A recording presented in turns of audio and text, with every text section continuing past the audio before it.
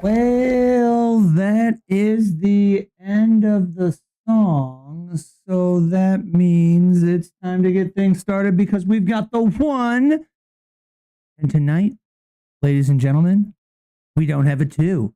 Mr. Dan was busy. He got tied up, man. You got things going on. You got businesses to run. You got jobs to do, people to please, animals to take care of. But hopefully the mic is coming in all good. We won't have a echo problem tonight, I suppose, because we don't even need to have the second microphone on. So I guess that's one way to fix it. But it's way more, boring. We don't have the ranter-in-chief, Mr. Dan, tonight. Hopefully he'll be stopping on in to the live chat and hanging out with us, saying hello, like the rest of you. So if, you're out here in the live chat,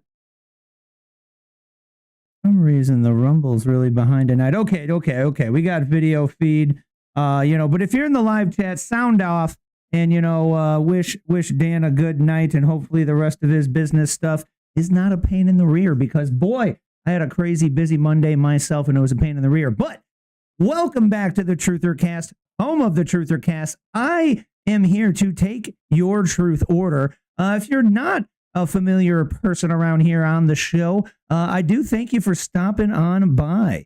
What up, Epstein? Thanks for the, live chat shout out there. Favorite podcast? Heck yeah. Even if it's the only podcast you watch, I dig it, It's like, that's what happens, right?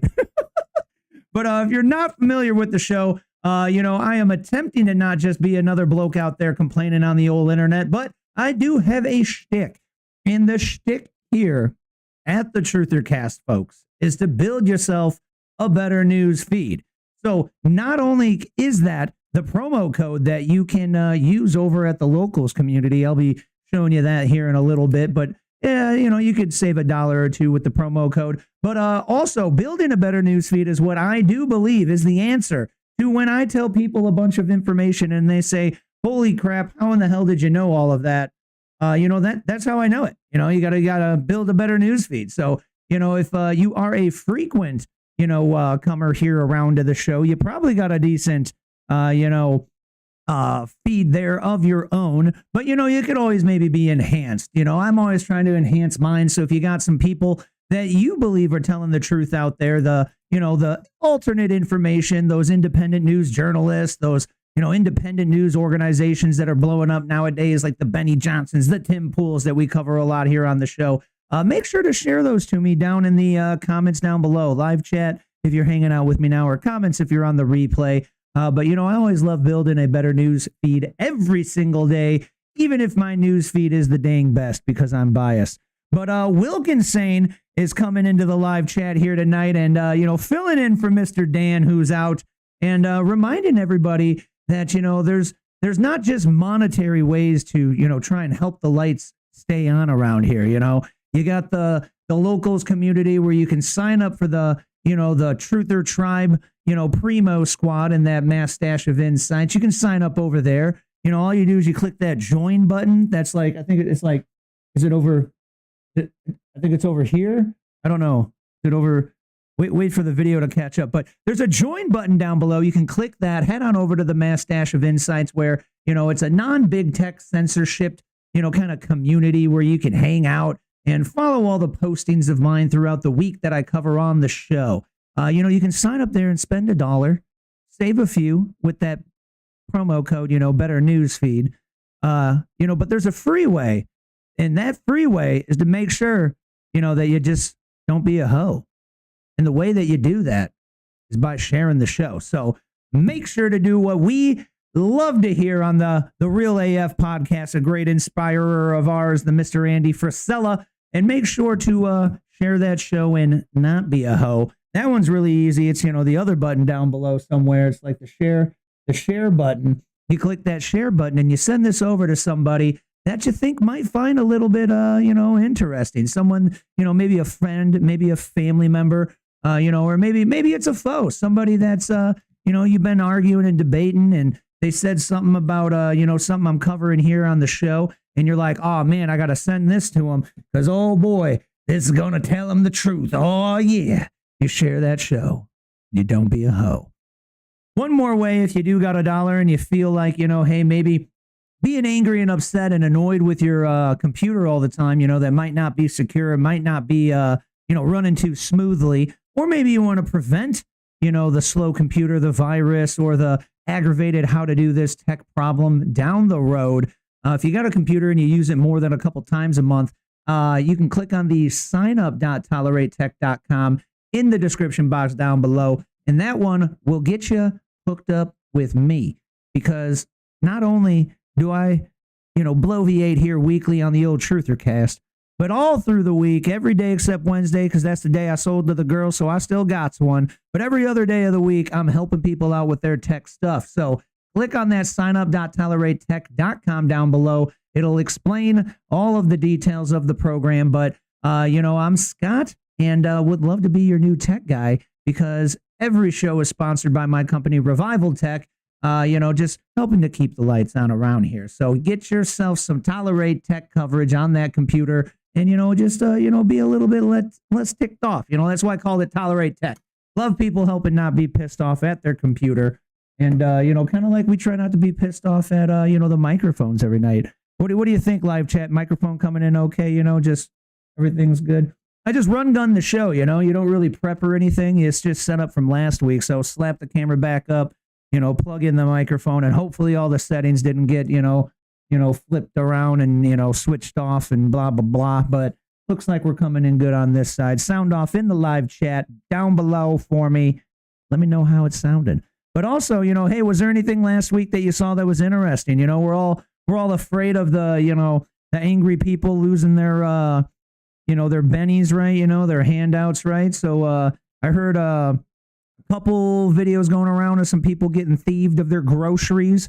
But, hopefully that doesn't go too like crazy. We're obviously going to have some, right? Because people are talking about it on the internet. So it propagated the idea, so somebody's going to follow through, like, oh yeah, I got to do that, some kind of a self-fulfilling prophecy of some nature, right? But hopefully that shit doesn't get crazy and out of control and whatnot.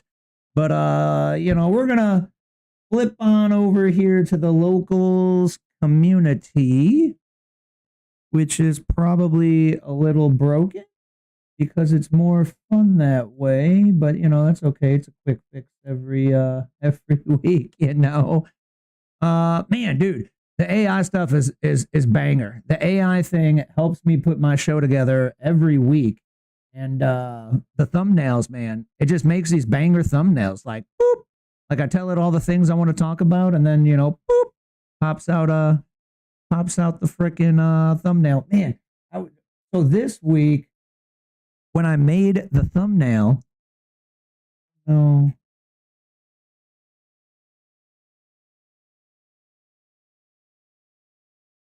I think I can do it. So this thumbnail is pretty good, right? But my hand in the Truthercast logo is kind of covering the berry in the lead, the hot part of the thumbnail. It's a pumpkin Trump, which I thought would be hilarious, but it didn't really, it didn't pop out in the thumbnail. But when I did this week's episode, it had an option to make a vidya.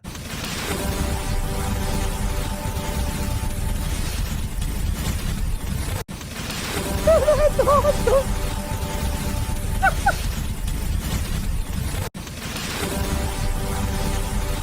It even threw a little background noise in there too. But man, that's crazy. So it made the image, and then it just has like a make video button. I click that shit, and like 30 seconds later, boop, it's got a little like video thing.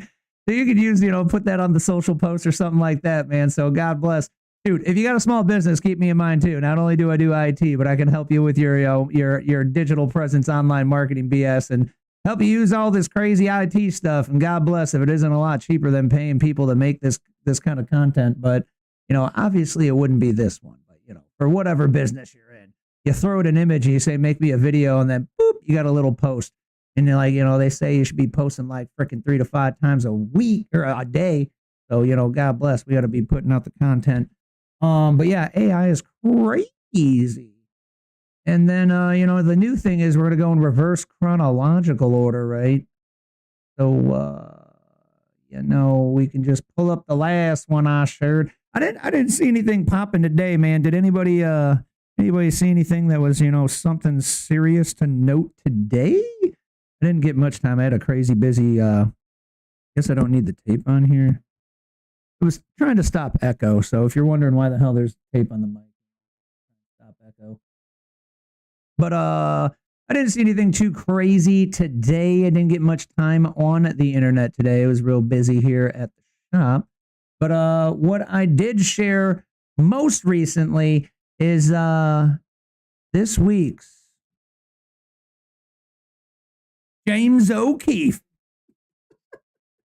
If you're not familiar, Mr. James O'Keefe is a way crazy banger, super duper famous to us, undercover independent journalist who exposes the evil bad guys week after week. And sometimes, this guy gets people with simply putting on glasses. So then he takes the glasses off like Clark Kent and, oh no, I've been stung by James O'Keefe. So last week was, I believe, the second installment of him exposing this, I think it's an NGO, I don't know, some organization called ATI. Not super familiar, but long story short, he was exposing that they were essentially taking taxpayer money and funneling it through pass-through companies and doing some shady shit with that, and basically robbing the American taxpayers, right? Well, we've got a new update this week here where a nonprofit executive is caught instructing illegal immigrant to vote in the New York mayoral election. So New York as in the city of New York. And this dude is actually a not like a frequent shower upper on the the O'Keefe Media Group here, but they is the second time this guy has been on the O'Keefe Media Group. Yeah, shoot, man. If I was gonna go out for Halloween, like if I did Halloween this year, definitely should have dressed like James O'Keefe. That'd have been a good one. I seen the one that was I think it's old, like a year or three, but it was like the kid dressed up as fake news media, so he was like dressed up with a little like camera and a hat and it said fake news on it, but it looked like CNN. Oh man, that's a classic, right? So we shall go to the vidya here. I'm an immigrant. They sent me here to vote. I was recommended to come here to find information to vote. Oh, Sorry? When did you register to vote? I didn't sign anything. They just told me to come here to vote. Okay. Vote to, okay, but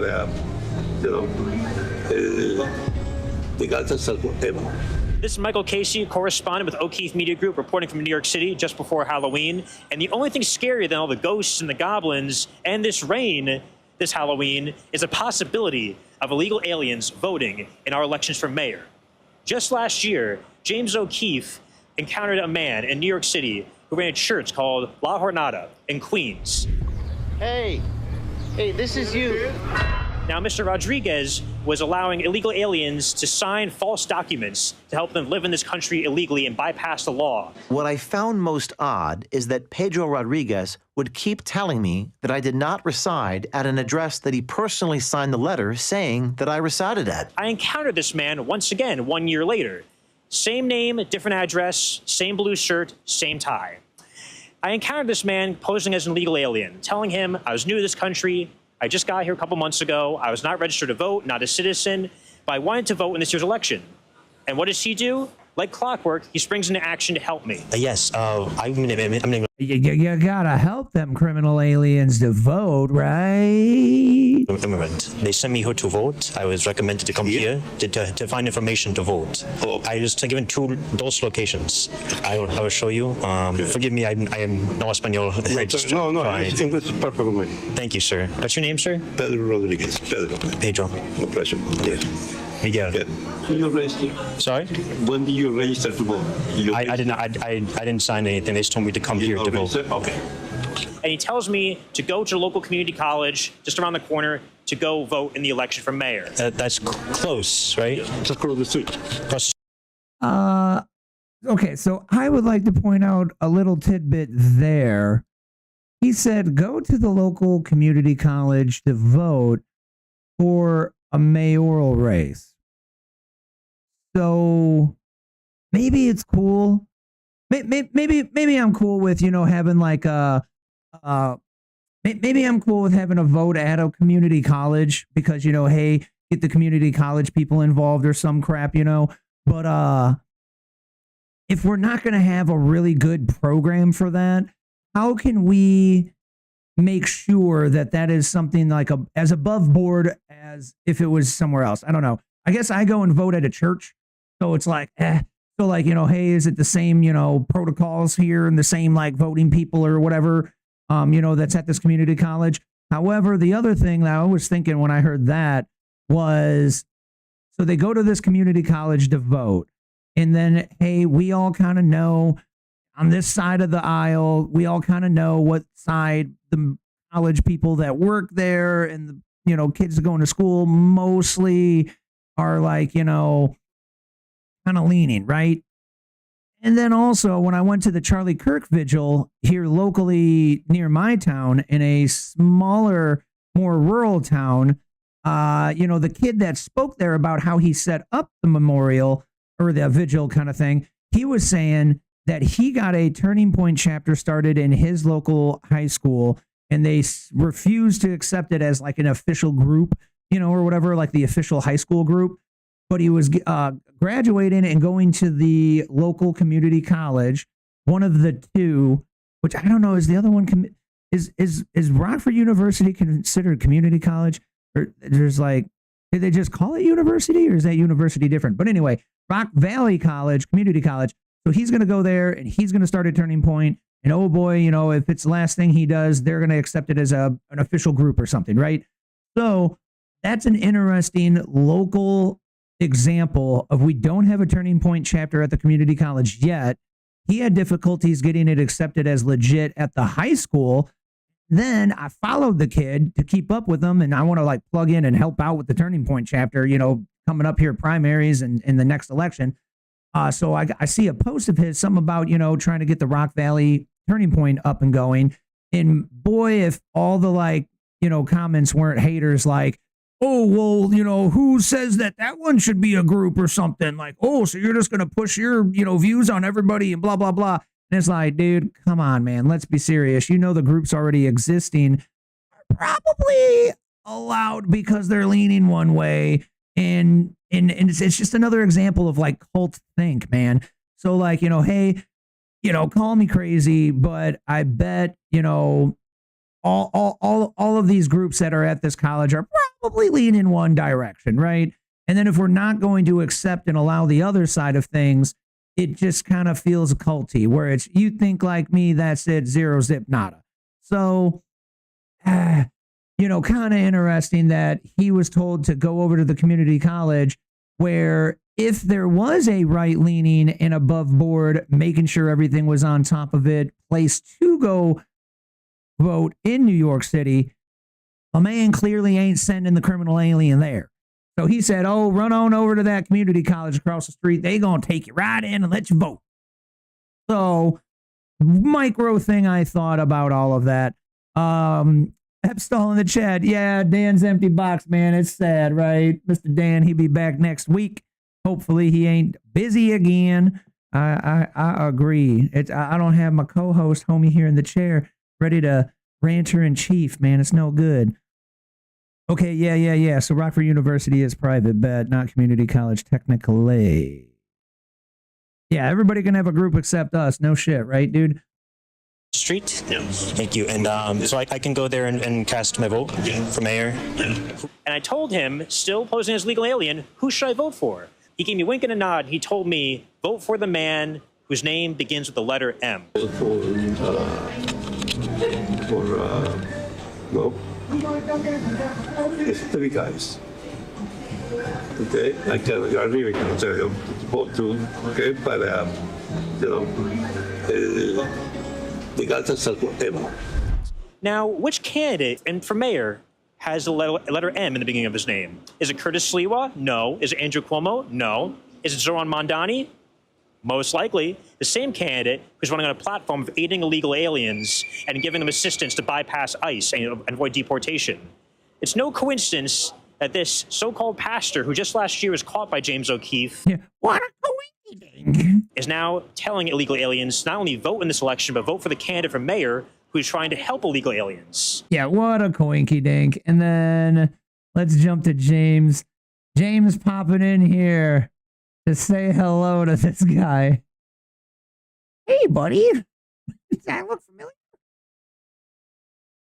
Oh, come on, X. Play the vidya.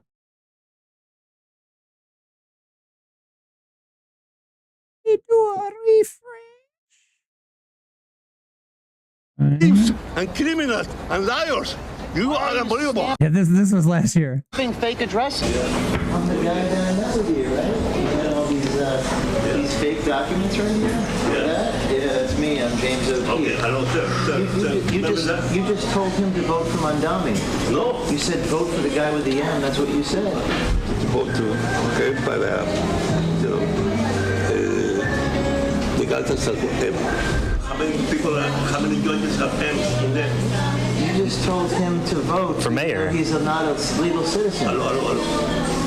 Do I have to control where you have to go? Yeah, but you gave him advice. No. What is the word? Just like you told me to stamp fake names. But you just mentioned one word, right? What you said? Yeah, what did he tell you? What did he tell I said you? that I was not registered, and I said, who should I vote for mayor? And he said, vote for the mayor with the M. This is for no reason. You raised it. Sorry? When did you raise? And the snake tries to wiggle out. Like, come on, get the frick out of here. He's caught like a rat in a trap, my stepfather would say. So, yeah, man, thank God for the good old James O'Keefe. If you ain't following this dude over on X, you should be. And if you don't got an X yet, my goodness, go and make a freaking X account. For goodness sake, just go on over there, make an account. It ain't very difficult. You know, golly, they got Google password. They got, you know, the Apple password saver manager thing. So go and make yourself an X account, man. And if you need help on like who to follow, just follow me at Mastache. And then you can like on my profile, you can see like who I follow. And then you can like go there and just start following people that look interesting, you know, or keep coming back to the weekly show here. And we'll highlight the people for you and you can go and follow them, you know. Sometimes they're on YouTube. Sometimes their home's on Rumble, but X is the platform everybody's on, man. So you definitely got to get on X. Follow the Mr. James O'Keefe doing God's work down here, man. Just exposing the snakes with the sunlight. Golly. All right. Speaking of snakes in the sunlight, boy, this one's a huge, you know, freaking arm slapper. The face palm is the word I was looking for, I guess. So speaking of snakes, going over to the bad guy part of the CIA. You know, I'm sure there's good guys, you know, there's very fine people on both sides, people say, right? You know, not the neo-Nazis, which, you know, should totally be condemned, as the quote that Trump actually said goes. But this one here is a story of a man who previously was in the CIA. Let's listen to this one real quick here. I used to have a joke at the CIA that when you went into a conference room for a meeting, that you should never touch the table because you didn't know who was having sex on it the night before. The CIA has long had the highest divorce rate in all of government. It's over 75%. I worked for a deputy director for operations who had been married 3 times, and all 3 of his wives had been his secretary before he married them. I remember once, near the end of my career, my boss had recommended... Wait, all 3? All 3 with a secretary? On the second or third one, did he go, and then are you opening to marry me? Oh, yes, okay, yeah, we'll probably be calling you back to, yeah. Recommended me for a major promotion. It was a nice gesture, but I knew that I wasn't going to get it, even though I had just returned from a highly successful operational tour in Pakistan as the chief of counterterrorism operations there. Why didn't I think I'd get promoted? Because I was up against a headquarters-based officer who was banging the head of the promotions committee. Sure enough, he got promoted, and I didn't. Even my boss was outraged. Thank God that he was senior enough to give me a promotion with the stroke of his pen a few weeks later. But so much for performance-based promotions. Early one morning, when I was serving in Pakistan, I was on the phone with my then girlfriend, who later became my wife. She was a senior CIA officer, and I like to start off each early day with a phone call home just to hear her voice and to ask her how her day had been. At the time, Washington... Good man. Was like 11 hours behind Islamabad. At that same time, I had 5 old men working for me. All 5 of them had been the chief of Near Eastern operations at one time or another, and one of them had been the associate deputy director of the CIA. They came back as contractors after the 9/11 attacks because they were patriots. Well, one of them overheard me whisper, "I love you," on the phone when I was getting ready to hang up. And then when I hung up, he asked me, "So, are there wedding bells in the near future?" I said that I wasn't sure because I had just gotten divorced from my first wife, and I said, "I don't want to be a 2-time loser." He got mad and he said, "Loser?" He yelled into the next room, "Hey, Jim, how many times have you been married?" Jim shouted back, "I have 4. Bill, how many times have you been married?" 5 for me. Dave, how many marriages for you? He said, "I have 3, and my third wife gets a pension from the German government because she was a member of the Hitler Youth." Honest to God. Between them, they had 18 marriages. It was ridiculous. All I could say was, "Oh my God, I don't want to end up like you guys." I often used to marvel at my CIA colleagues too when we were on official travel, usually under deep cover and in dangerous locales. All they wanted to do was either screw other CIA officers in the local station or find a cat house where they could choose a woman from a menu. It always seemed so dirty and disgusting to me. Freaking humans, dude. Freaking guys. God dang. But how about this? 20 years ago, at the height of the Iraq War, a doctor from the CIA's Office of Medical Services had to fly to Baghdad because so many CIA officers were banging each other that they had begun passing around a CIA-specific sexually transmitted infection, a VD, venereal disease, that appeared only among CIA officers. The doctor flew out there to tell them, "Cut it out and wear a condom, for God's sake." But that kind of behavior is absolutely common, not just at the CIA, but on Capitol Hill as well. a specific VD just because they were so horny and reckless. And that's the people running the CIA, huh? I mean, like, just because people can't control their, primal urges and stuff, I guess, you don't want to like baby with the bathwater. It doesn't mean they like can't do anything. Like, it doesn't mean they can't do a job or something like that. But, yeah. And then, like, people get divorced. I'm from a divorced family. Sometimes things don't work out, but the more divorces you tack on, the more you wonder, like, maybe like there's something kooky going on there or something. I don't know, man. And then just depraved culture, man. Like, just running around so much that you get your own group VD. I don't know, man. Just calls into question like some of the life decision choices, in my humble opinion. I don't know. What do y'all think in the live chat? Like, is it crazy to like, think, hey, I don't know about these people running my CIA because they're, racking up 3, 4, 5 wives and, going around and banging hookers while they're supposed to be on the job overseas or like coworkers and da. Like, has anybody ever been at a job and like, got with a coworker and then things worked out forever? Probably very few, right? Like, even we're going to like 80-20 it. 20% work out, 80% probably don't work out. It's usually a problem. So, one of those, like, if we ever wonder why the CIA doesn't get shit done, apparently all they get done is banging, whether that's inner co-workers or banging hookers when they're out on the job, like, do the job and then do the hooker. It's like, not good, in my opinion. Wilkinson says, well, can't say they've ever been proven trustworthy. Yeah. Their hit record's got to be like, 80 bad, 20 good, right? Like CIA, I like to believe, there's good people there and, it's got a purpose where it's saving us from things we don't ever hear about, like unsung heroes, like, Mr. Kash Patel. We know about Mr. Kash Patel now. Even more people know about Mr. Kash Patel because he's the FBI director, but previously when, he was, I think he worked in the last Trump admin in 2016, didn't really know much about him, right? Like kind of started seeing him in the socials, around, 2018, maybe 2020 or something.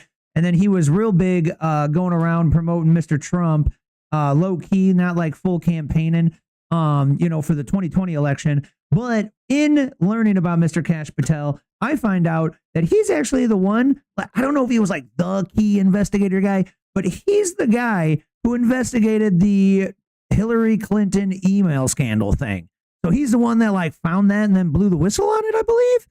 Or like, he was the face of it. So maybe other people blew the whistle, but he was like one of or the main guys that broke the Hillary Clinton's got a completely federally illegal, breaking all the rules, private email server.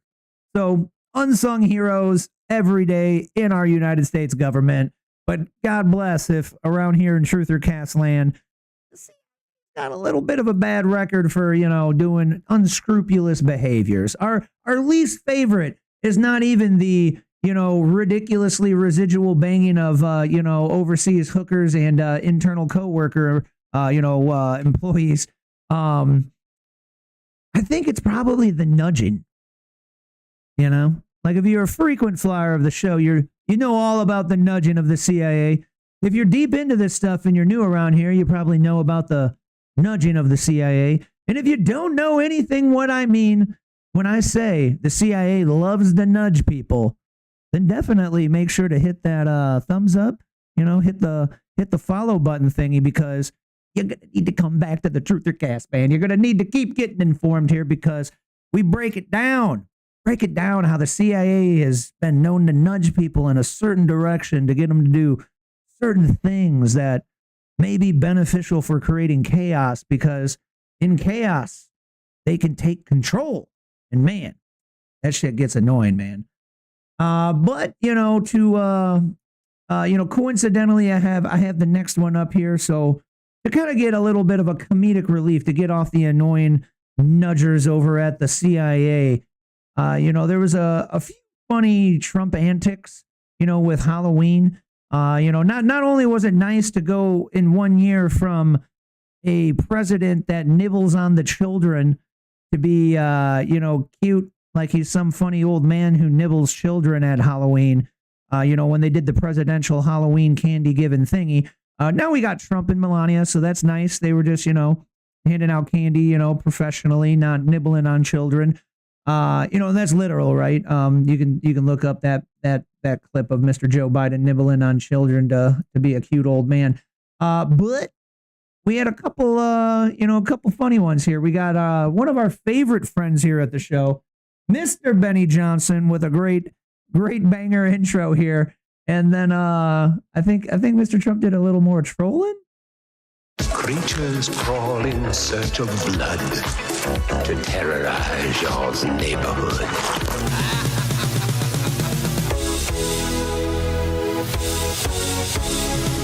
Darkness falls across the land. The midnight hour is close at hand. Don't. Joe Biden is very much alive.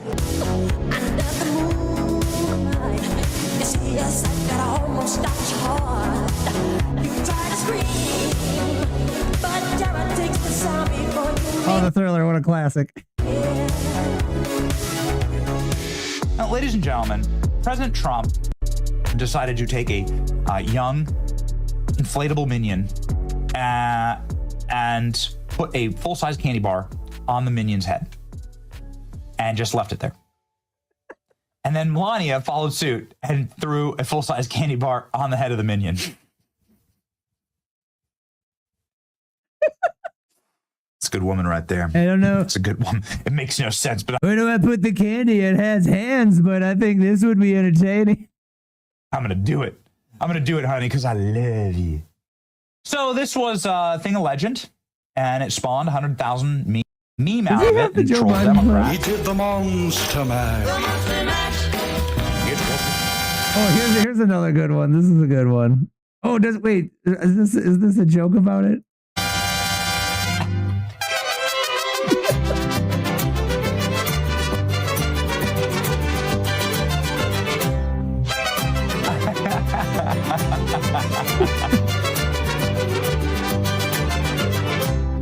Oh man.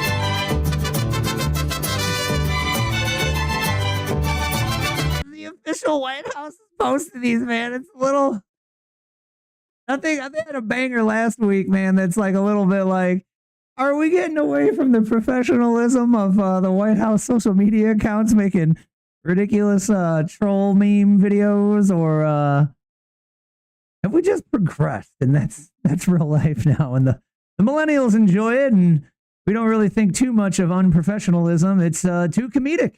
I'm okay with it. Maybe we don't need to take ourselves so seriously 24/7 on the social media account, as long as we're being serious with the foreign leaders and diplomats and the deals that we make with the things, and being strong with, hey, don't mess with us, military war style thing or something. But boy, are the memes hilarious.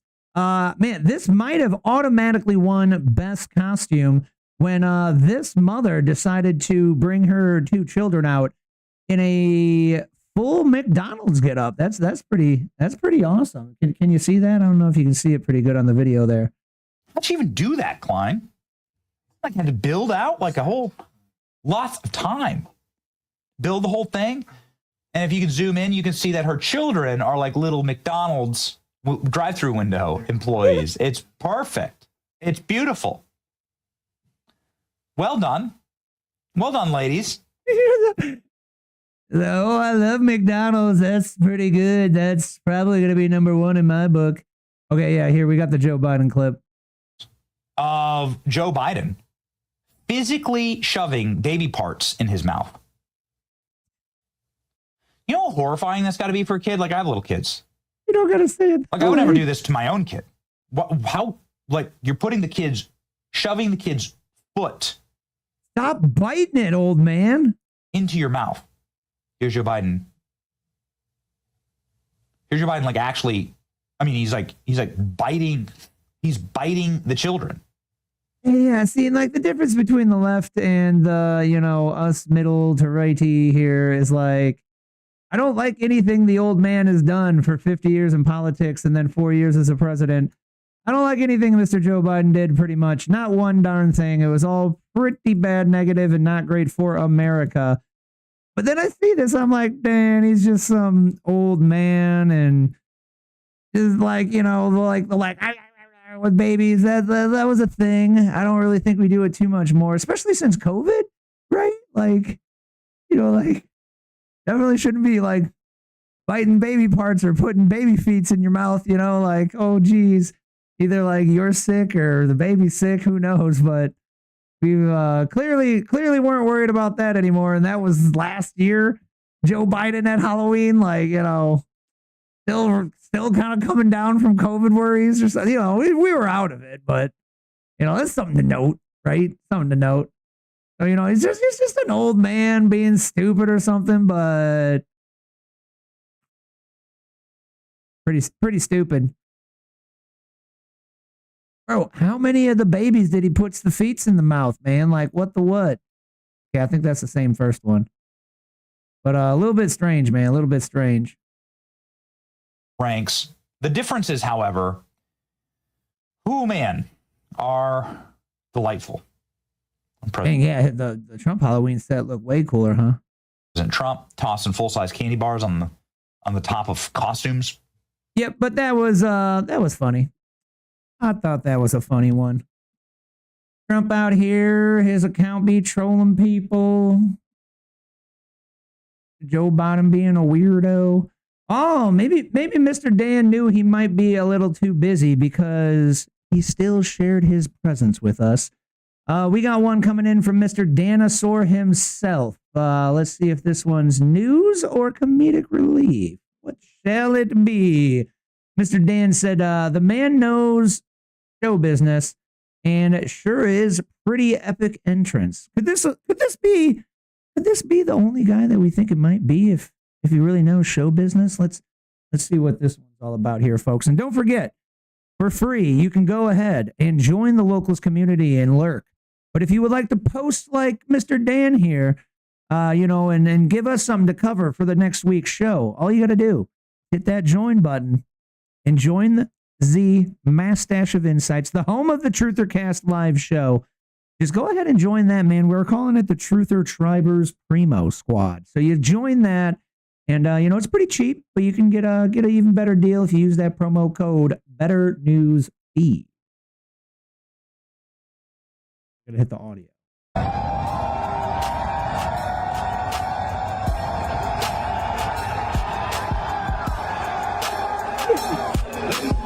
The President of the United States, Donald J. Trump.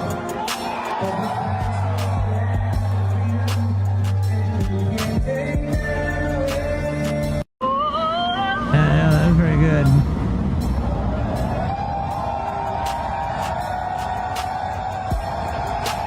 Comes down on the old elevators with the planes that I don't know, but they look fresh and pretty badass. That's a good entrance. Good one, Dano. Thanks for sharing. Mr. Danosaur over on the local. Go ahead and join that Truther Tribe Primo Squad and comment down below on his post there.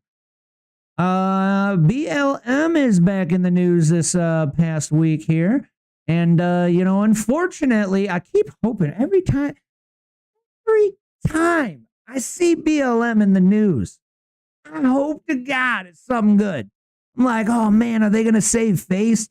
Oh man, is this where I hear they've reflected on their past mistakes and flops? And, we all have losses, in business, we all screw up. They say, 95% of businesses don't make it 5 years and 95% of those businesses don't make it to 10 years. So, everybody makes mistakes in business. And every time I see BLM coming up in the news, I think, boy, is this going to be them reflecting on their past mistakes and going, hey, you know, we did burn a lot of that $90 million we made that 1 year. In 1 year, we had $90 million of people's support and donations, you know. Well, some of it was from people. Some of it was probably our tax money that was being funneled around from USAID, right? But, you know, we're going to take some of that money that we didn't put into the, you know, what they call systemically racist stock market. They put about a third of the $90 million into the stock market, which a lot of BLM supporters, I think, would be a little miffed about. You know, they maybe would take some of the leftover money that they didn't give to all the nonprofits that were promoting transgenderism, not once promoting a man, a father, a nuclear family. Only one of the nonprofits to which mentioned African Americans as a focus of the nonprofit. But some of that leftover money that didn't go to Patrice Cooler's, you know, brother, who was getting paid $120,000 a year, or maybe some of the money that didn't go to her gay lover that had a nonprofit organization that was actually incorporated over in Canada, not even here in America. But some of that leftover money, you know, every time I see BLM in the news, I hope I'm about to see them say, hey, man, we reflected on our past mistakes, and we're going to take some of this leftover $90 million that we didn't burn through on those 3 mansions, and we're going to start a community center program. We're going to start a new phase of BLM where we are Johnny Appleseeding local community centers, branded as the BLM Community Center of Changing Culture. You know, something that would help local cultures, you know, change the environment that kids grow up in. You know, like change the environment that maybe, you know, like the families were around. You know, maybe help in the local community promote, you know, the nuclear family. You know, maybe like keeping the fathers around, you know, not expecting, you know, those welfare checks, the WICs, you know, the snaps, maybe not living on that, but, you know, keeping the dad around, you know, all the dad is a work slave anyway, right, man? That's what the guys always say, right? That's all the women and children want is dad to work and provide the money. No, but we don't get that. We don't get the, hey, we've realized that we need to take some of this money and start community centers. You know, maybe start local small business development where, you know, hey, we got a BLM local small business development group, you know, where we're going to give African Americans all this money that we got. We got $90 million, but maybe we only have like 10 million left. But this $10 million is going to go, we're going to sprinkle. We're going to Johnny Appleseed this son of a biscuit. Because $10 million would go a long way, dude. You know, I started my company with only about $5,000 of mine, $5K from a partner. And then later we got another 10 stacks from an investor. So that's 20 grand total. So if you got $10 million, you could help a lot of businesses get off the ground, man. Some low-cost businesses only starting up for 10, 20, 50 grand. Some big businesses you could get started for 100,000, you know, 250, maybe even $500,000 at, you know, that 500 mil. You can start a lot of local businesses and help change the culture, man. We all know you're a product of your environment, right?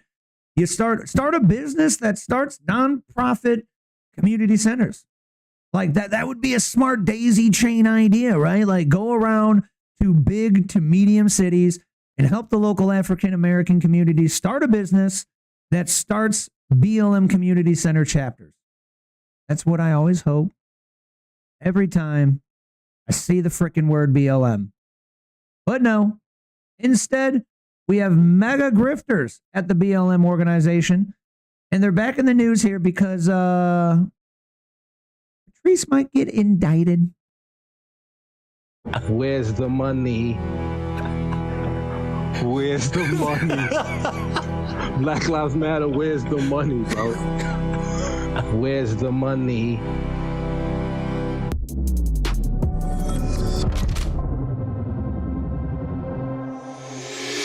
Federal prosecutors to investigate BLM leaders over alleged misuse of $90 million in donations. Ooh, baby. We're cooking. You know the best way to not get alleged misuse allegations? Spend the money properly. Federal prosecutors, come on, right in my veins, are investigating senior leaders of Black Lives Matter. Remember the trained Marxists? And their organization defrauded donors and contributed tens of millions of dollars during the 2020 protests. Two sources familiar with the probe tells Fox News. The Associated Press first reported on the Justice Department's ongoing inquiry focused on the foundation's handling of donations in the wake of George Floyd killing, which surged to $90 million. The probe is being led by the U.S. Attorney for the Central District of California. Investigators have issued subpoenas to the executives and at least one search warrant in recent weeks as they examine whether the foundation leaders or related organizations improperly managed charitable funds. The scope of the probe remains unclear. Whoopsie. ALX, we can't jump off this without a little bit of a delineation into what they were spending money on. The Department of Justice declined to comment. Well, I ran down the list for you of what they were spending money on because I watched The Biggest Lie Ever Told by Miss Candace Owens. That was a great documentary. News has reached out to Black Lives Matter. According to the AP, the investigation began during the Biden administration, but has received renewed attention under the Trump administration. Just a couple of things that they spent money on. I know there's just a few, but some of them that come to mind. Wow, the investigation actually started under the Biden admin. That is almost unbelievable. That's crazy. But clearly didn't really go too far. Or didn't hear much about it. But now that the Trump admin has picked it up, we are starting to hear about it. So, I don't like reveling in the misfortune of others, but golly. Yeah, you'll see we're all the same. He just goes and asks Grok. Very often on the Truth or Gas here, we'll just go right on over to Grok to get some fresh, on the spot, in real time information for something that's come up on the show. So, yeah. But man, I don't like reveling in people's misfortune, but I do hope that this woman is put to justice. Because if she is found guilty of misappropriating funds, there's a whole lot of people that have been caught up for this shit that, have gone to jail very quickly. Like most recently, I don't know if you guys saw this one going around. Most recently, Mr. Trump pardoned the George Santos, not Soros, don't freak out, the George Santos guy. And it seems like he wasn't doing nothing too crazy. A little bit of campaign fraud. He was trying to run for a local representative spot, I believe. But he got caught up for that one. But I do believe he was, egregiously charged, where he was put in jail for something like 10 years or something, which Trump didn't think was, necessary, and pardoned him. He, pardons when you're in jail just means you expedite the sentence. I think there's a different word for it, but same idea. So, if he had 10 years and he already did 2 years, he's like, hey, you did enough, you out. Like, that's what he did with the J6ers. People that were still in jail for, less than a misdemeanor or a misdemeanor at best. Those people were pardoned. I do believe the felonious people were not pardoned, or maybe only a few of them, by Mr. Trump from January 6th. But, man, like Mr. Asmongold said recently on one I watched, it's the people that are, throwing rocks at ICE, or like, causing a big effing problem, or trying to like push and punch and, wrangle around ICE, or, maybe how about, call me crazy. How about the recent two different events, I believe, this week? So some of this stuff I don't cover when it's like too like, ridiculous and it's like not very important or something. Two different situations of some a-hole just ramming their car into an ICE vehicle, and then one of them got out the car and ran around and tried to open up and let the criminal alien out. How about those people get 10 years in effing jail? How about that? Those are the people that need to be punished. So then they don't want to do that shit, and it disincentivizes everyone else that thinks about doing some shit like that to do it. That's what needs to happen. Like that, I didn't even like give her Miss Abulagazera or something. Some chick that's in Chicago or Illinois somewhere, man. So maybe we should care a little bit more. They're calling her like the Walmart AOC. So she's trying to run for some representative position, but she shared her own demise and is now getting investigated or is fully indicted by the feds for, touching, hitting, and obstructing an ICE vehicle. And you may remember her if you're into this stuff and your feed's good. You would have seen this woman that was, virally grabbed up by ICE and tossed to the ground. A little bit like, sick of things. Apparently that was her. But, how about people like that go to jail for a little bit longer than like nothing? And, I think, we'll cut down the people doing those things, like, I don't know if Mr. Santos for some, campaign fraud needs to go 10 years, but large sentences are there to disincentivize things, so it's a tricky who gets to pick the line, that's what voting and, debate and multiple judges are for, deciding things out among a group, small or medium or large, I suppose, right? Yes. Here we go. Remember the BLM movement, May of 2020, when every high school girl in America was absolutely required to put a black square on her Instagram page? Remember that? BLM, everyone's for BLM. Mitt Romney marched with BLM. What was that? Well, it was a scam. Actually, it turns out it was a scam. And it really hurt the country. Candace Owens has done an entire documentary on this. It's called The Greatest Lie Ever Sold, George Floyd and the Rise of BLM. For the documentary, she showed up to the gated mansion in Laurel Canyon, Los Angeles, owned by BLM co-founder Patrisse Cullors. And here's another reason that Tucker was, let go. That Dominion stuff was a cover, folks. So patsy, if you will. Like right here, bro. He's covering an alt news organization because she was with the Daily Wire at this time.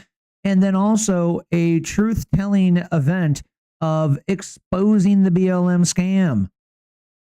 Yeah, Tucker woke up, man, and started doing this shit on Fox, bro. And they definitely couldn't have that, especially, owned by Rupert Murdoch. I have absolutely no idea how Greg Gutfield hasn't been messed with yet, but he keeps it safe enough where, he's talking about all the surface level shit that, everybody kind of knows and getting into the old news space, telling you the real nitty gritties. But, and it's the most popular show on television. So, there's some, or maybe not show, but at minimum, it's like the largest comedy thing, which is weird. It's like outside of news. It's something a little bit outside of news, and it's like the #1 show. It's crazy. Cullors then posted a video on Instagram complaining about Candace Owens' reporting. Watch this. So we are headed to Laurel Canyon. We've yet to see any black people in this neighborhood. So there's definitely somebody home. Hello. Was this one of the 3 mansions that Patrisse bought that she was living in? I was just looking to speak to whoever is at this property. Sir? Hello? I don't know if he's going to get someone. I see a very cute German Shepherd, it looks like. This morning, I woke up to Candace Owens being outside of my house. It's still funny. A couple years with a news crew. I can't see how this purchase helped black lives anywhere in America. I can't even find a black life on the property. The dog's not even black, so there's that. And so they're literally trying to destroy us. They're trying to destroy me. They're trying to destroy the movement. And I just need us to be stronger. Well, she needed to be stronger because God bless. You live in a multi-million-dollar home in Laurel Canyon. It can be hard. Candace Owens is the person who caused the suffering you just saw. She's the producer of the brand new documentary, The Greatest Lie Ever Sold. Tucker was not fit to be on for long at Fox doing things like this. Old George Floyd, The Rise of BLM, one of the bravest people we know and one of the smartest. What an era, ladies and gentlemen. It was ALX and I actually went to the premiere of this documentary. It was wild. Yeah, it's a great documentary, man. I think the only way to watch it is signing up for Daily Wire, which kind of gets a little bit pricey. And unfortunately, Daily Wire is kind of falling apart at the seams. So, like, they're not my favorite thing to recommend, but they're net good, net positive. So, I don't want to like poo-poo the Daily Wire too much or anything, but Ben Shapiro is the only main CEO now. Jeremy is out and maybe was, not running the business well and lost a whole bunch of money. I don't think he did anything shady, and then we've lost Candace and we lost Brett girl, and poor Daily Wire ain't doing good, and we kind of needed them in the space. We need larger organizations that are pushing positive nature and creating positive content. They had a children's channel that they were making of positive what we believe to be good and logical kind of like leaning information and whatnot. I don't even think it was mainly Christian because Shapiro is like Jewish and stuff, so maybe it was like a little bit of Jewish, a little bit of Christian. But I thought that was cool. They were trying to make like kids content that was not woke and depraved. That's pretty sweet. Like that wacko depraved Netflix show that was around in the news cycle like a week or two ago. I don't even remember what it was doing, but it wasn't good, folks. It wasn't good. I tell you that. So kind of a bummer that Daily Wire seems to be a little bit falling apart. Still together and whatnot, but less of a whole than previous. For our next one here, I was saying, you ever think about how we need about 4.3 taxpayers to support one Social Security recipient? Like, you ever think about that one? Because, like, that's bonkers, right? You need 4.3 taxpayers. You can't have 0.3 of a person, but, that's how the numbers work out. We need 4 to 5 people paying taxes to support one retired person collecting Social Security. So, how does that work? Okay, like I don't have like the drawing pad up, so let's just keep it simple. So this is how this works. Here's a triangle, okay, and you need all the taxpayers, to be down here. Like do we need to open this up? Open this up fully. Just give me a freaking triangle, man. Just give me the triangle. Give me we can't. You get the point. You get the shtick here. You got a triangle. We need all these taxpayers down here at the bottom, right? You need more taxpayers than there are Social Security collectors, right? That's how the system works currently. Well, if the triangle is flipped upside down, like maybe you hear like this one, I guess, right? Like we'll say this one. If it's flipped upside down, it doesn't work. If you have less people paying the taxes and you have more people collecting the Social Security, that's what insolvency is. And that's why the millennials in the know of this kind of stuff have been told that Social Security is most certainly, but a fever dream for us and will very likely be insolvent for people probably around 40 years old right now and younger. It likely will not work out. Now, just like everything financial, for the longest of time, everybody always is saying, hey, sky's falling about things, stock market blowing up, housing market blowing up, blah, blah, blah. And it doesn't happen. The United States debt blowing up and, global reserve currency not working out and, debt-based money falling apart and yada, yada, yada. So, maybe we're wrong and, maybe I'll see a Social Security check. But it doesn't seem very likely. Off the top of my dome, I believe it's like about only 80 million people in the millennial generation, which sounds crazy. So yeah, here, why don't we just go to the grok? We'll go to the grok of the evening and we'll pull up some live data. Let's just go ahead and get up in here. So what are the numbers for population of generations in America? Boom. Okay. So we got silent generation, which is, very, very old. Mr. Biden is a member of the silent generation. You got 20 million people. Yeah, bro. The baby boomers, we only have 68 million. Generation X is only 65 million. And then millennials is 74 million. Gen Z is 69. and Gen Alpha is only 38. So these numbers are looking a little bit dismal. Now, what's crazy is you might think, well, hey, Gen Alpha is like the newest generation, so that could go up. Yeah, that's true. But Gen Z is closed. Gen Z is now officially closed, and the children's being born 2013 and newer are now considered the Gen Alpha. Now, what's crazy, what's the asterisk? Generation Alpha is often defined up to 2024, 2025. Births in 2025, beginning the transition to Gen Beta. I feel bad for all the Gen Betas because there's going to be a lot of beta bitch jokes on them.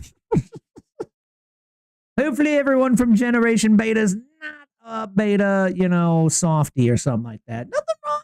That's your flow if you're a little bit of the, the sidekick, the second in command. Nothing wrong with that. We need supportive roles in relationships and businesses and communities. But there's going to be a lot of cracks on that one. So what I think is definitely crazy is the populations just seem to be declining. It's very often said we're not in collapse. We are collapsed already. And, generally you don't feel the repercussions of something until a little bit later, especially on the macro and the big picture, something like our, population. So, kind of a bummer to think about needing 4 to 5 taxpayers in order to get the one Social Security collector taken care of. Yeah, that one's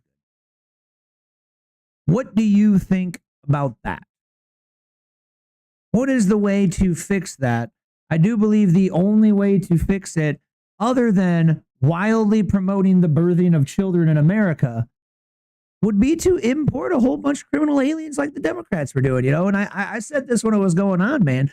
If I was going to steel man argument, or maybe not steel man, if I was just going to play devil's advocate, I don't like the concept of criminal aliens coming in here illegally, immigration good.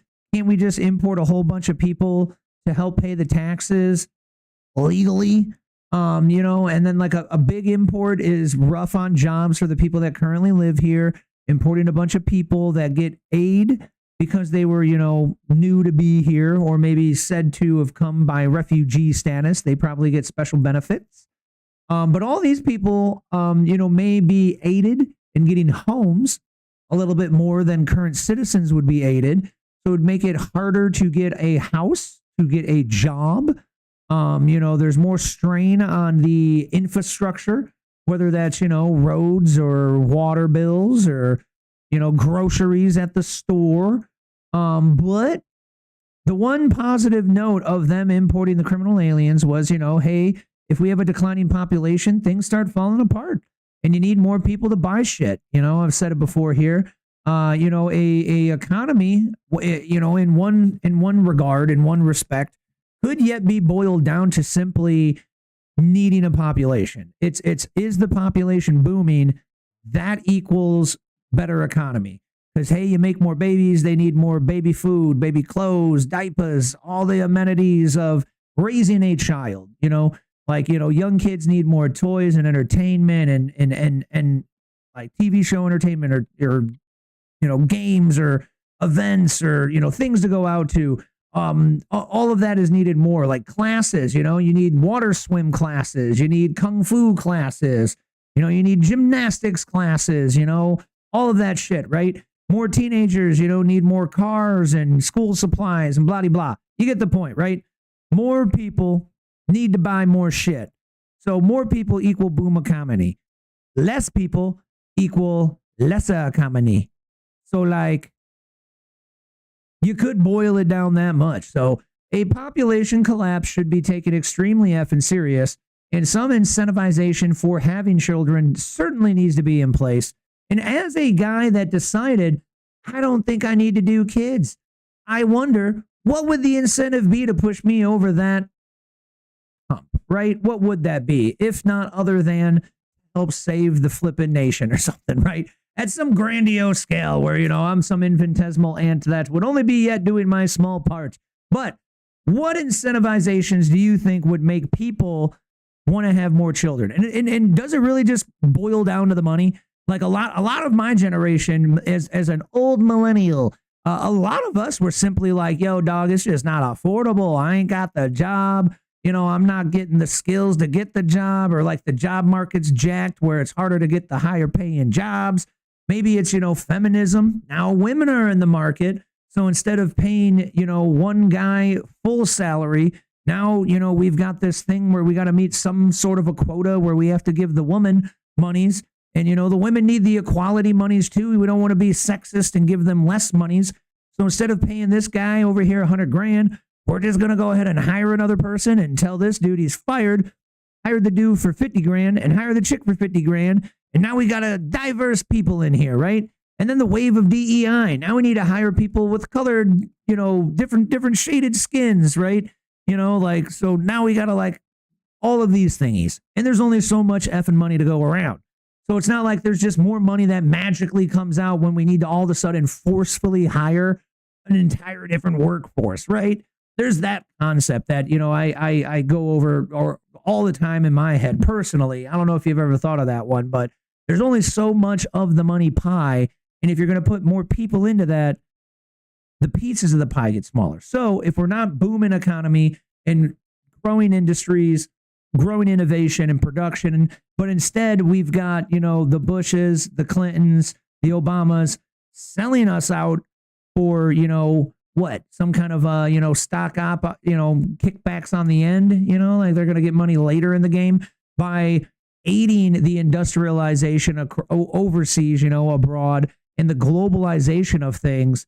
If we are getting rid of our industry and we are dying in industry and production and business, we're going to have less jobs and shit to do for people to be paid anyway, right? Like, what about call centers? That was one that I heard like a week or two ago that just popped into my head now. So we had call centers here, and those all need jobs from people that live in America. Then we start outsourcing it, very well, mostly agreed upon because it's cheaper. So, hey, we'll outsource this job to India or wherever. And now we can pay them less money.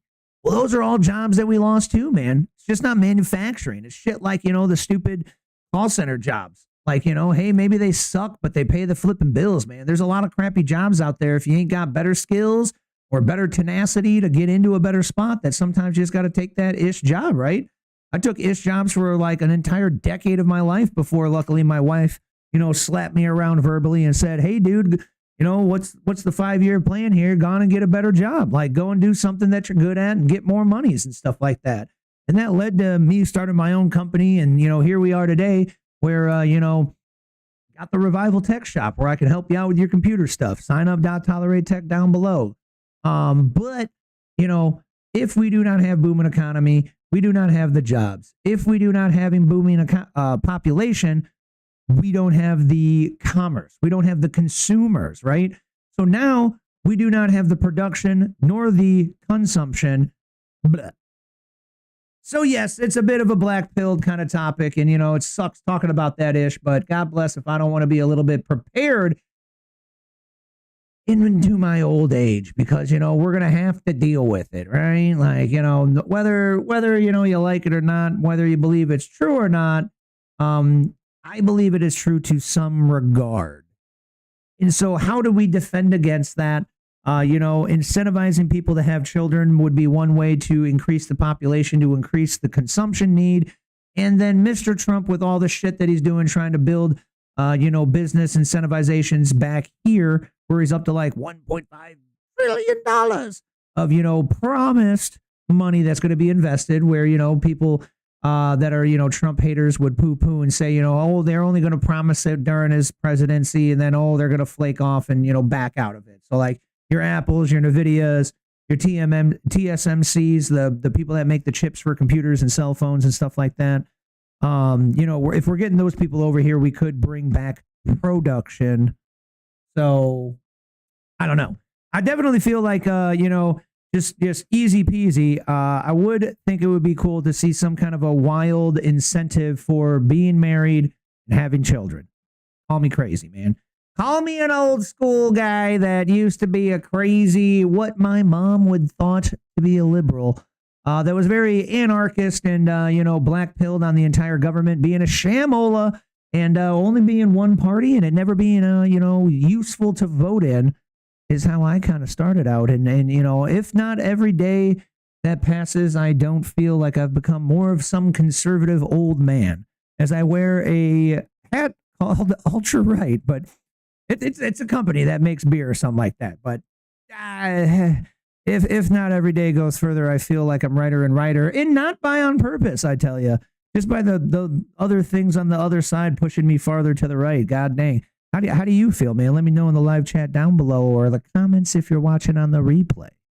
Wilkins saying over here, everyone had someone that had a stint at NCO here in Rockford. Yeah, no shoot, right? NCO was one of the big, telemarketing, or was it customer support? Which one was that? Maybe they did both, but, phone job, man. Just a phone job. Hey, man, you got no skills and you need to get money? Here, read this script on the damn phone. Boom, done. And then with automation and shit, right? That one's going away.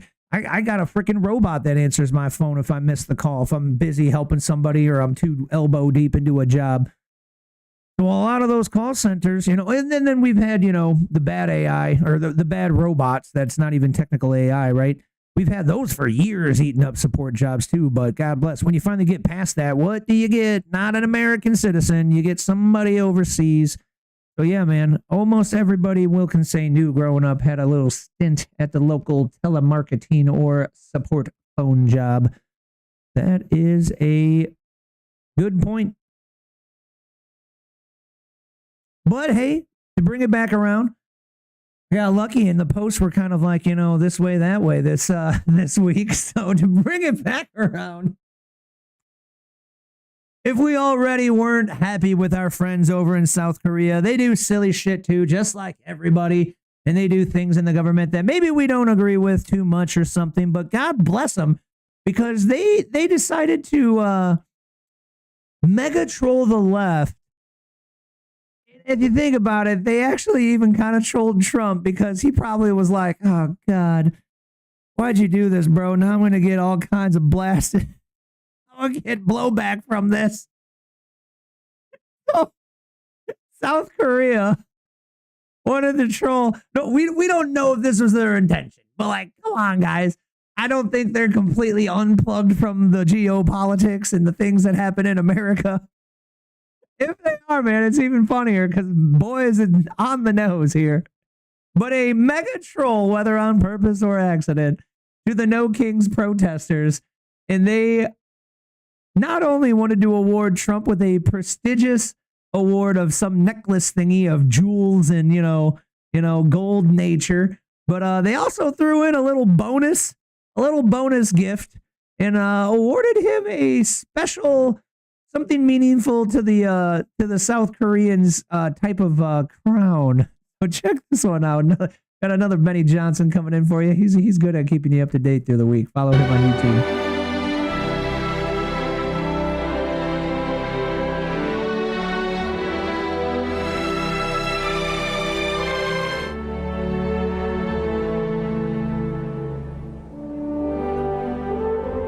Now come the days of the king.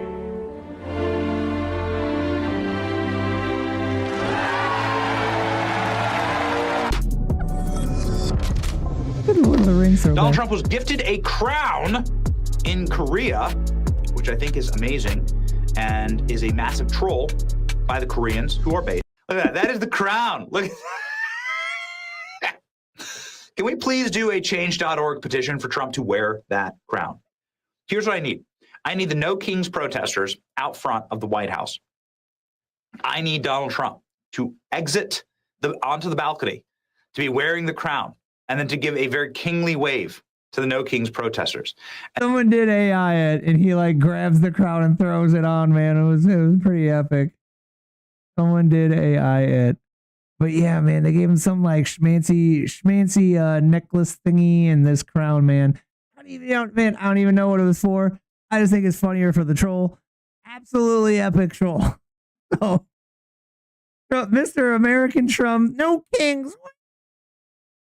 Gets his king crown awarded from the South Koreans, man. Pretty entertaining.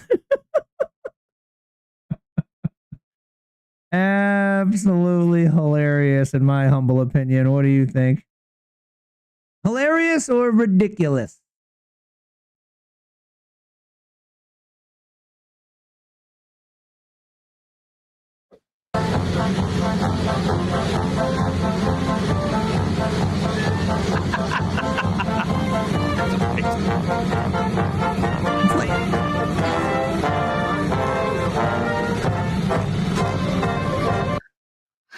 Okay, I love it. They know Trump's faves, man. They know Trump's faves. We present this gold crown to you on this joyous occasion of your state visit to Gyeongju because it symbolizes the spirit of Shilla, which brought peace to the Korean Peninsula for the first time, and the opening of the golden age of the Korea-U.S. alliance.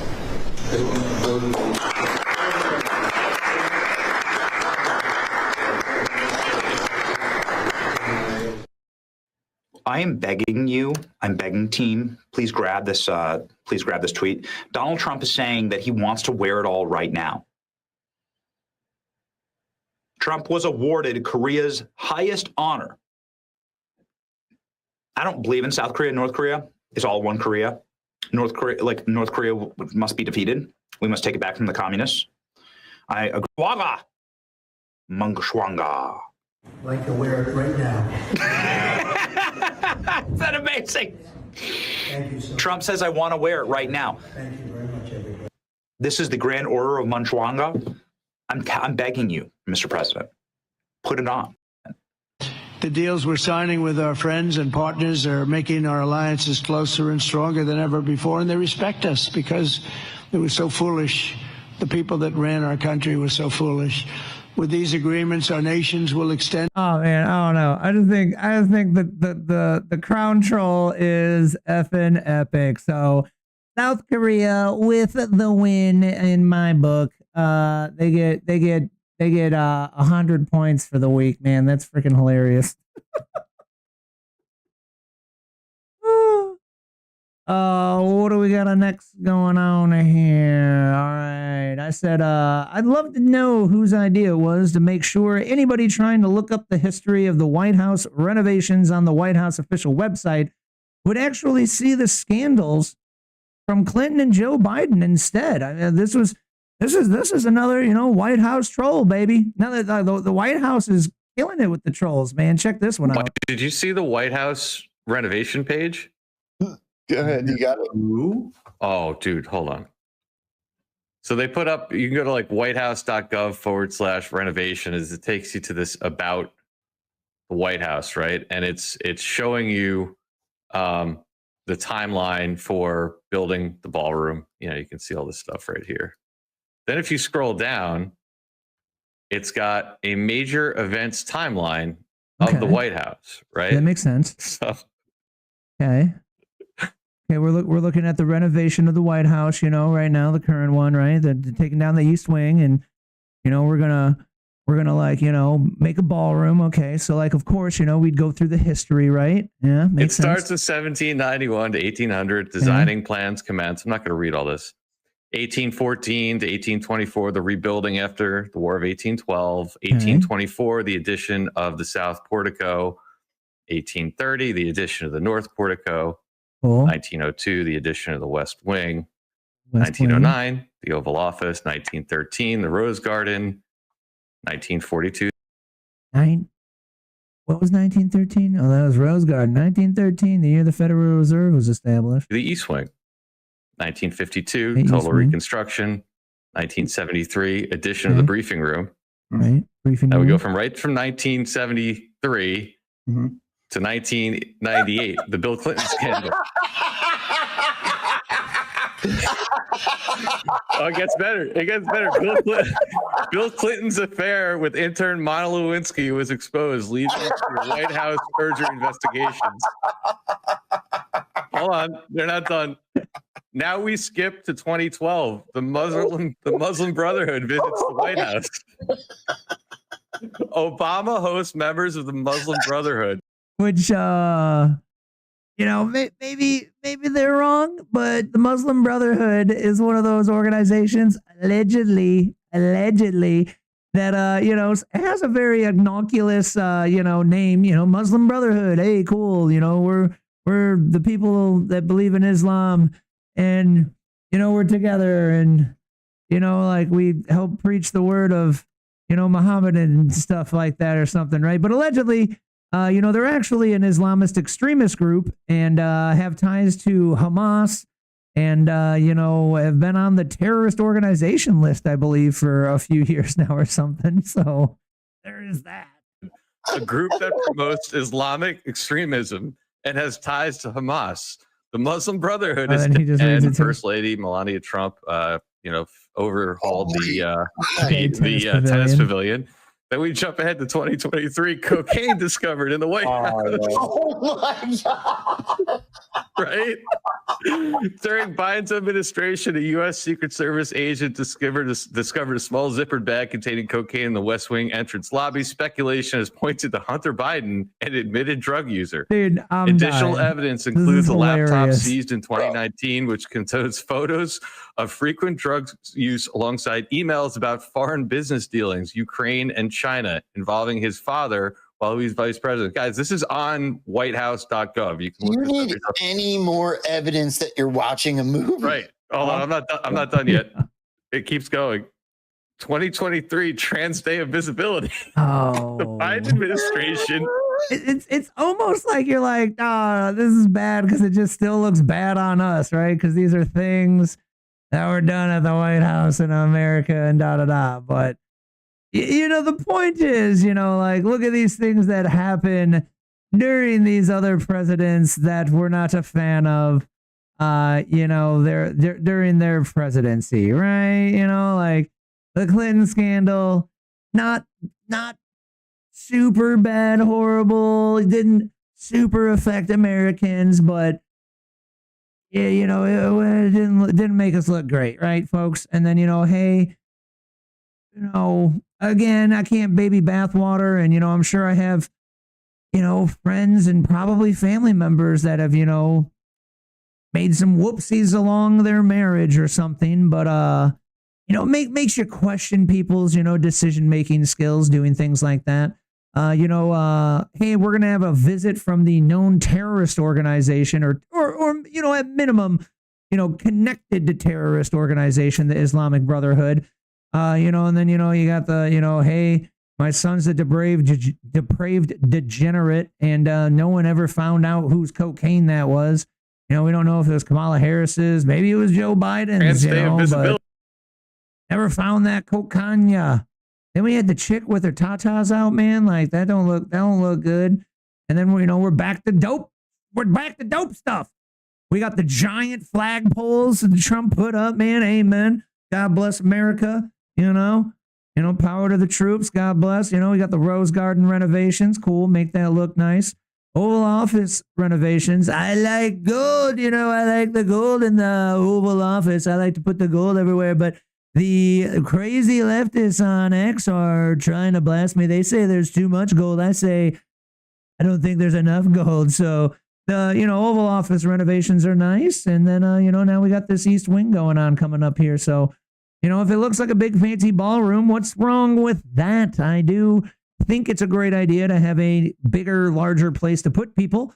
Mr. Trump said a lot of the places are too small. The spaces are too small. And, who knows if we'll have another president that's, popular enough or doing it big enough to even pack the dang place.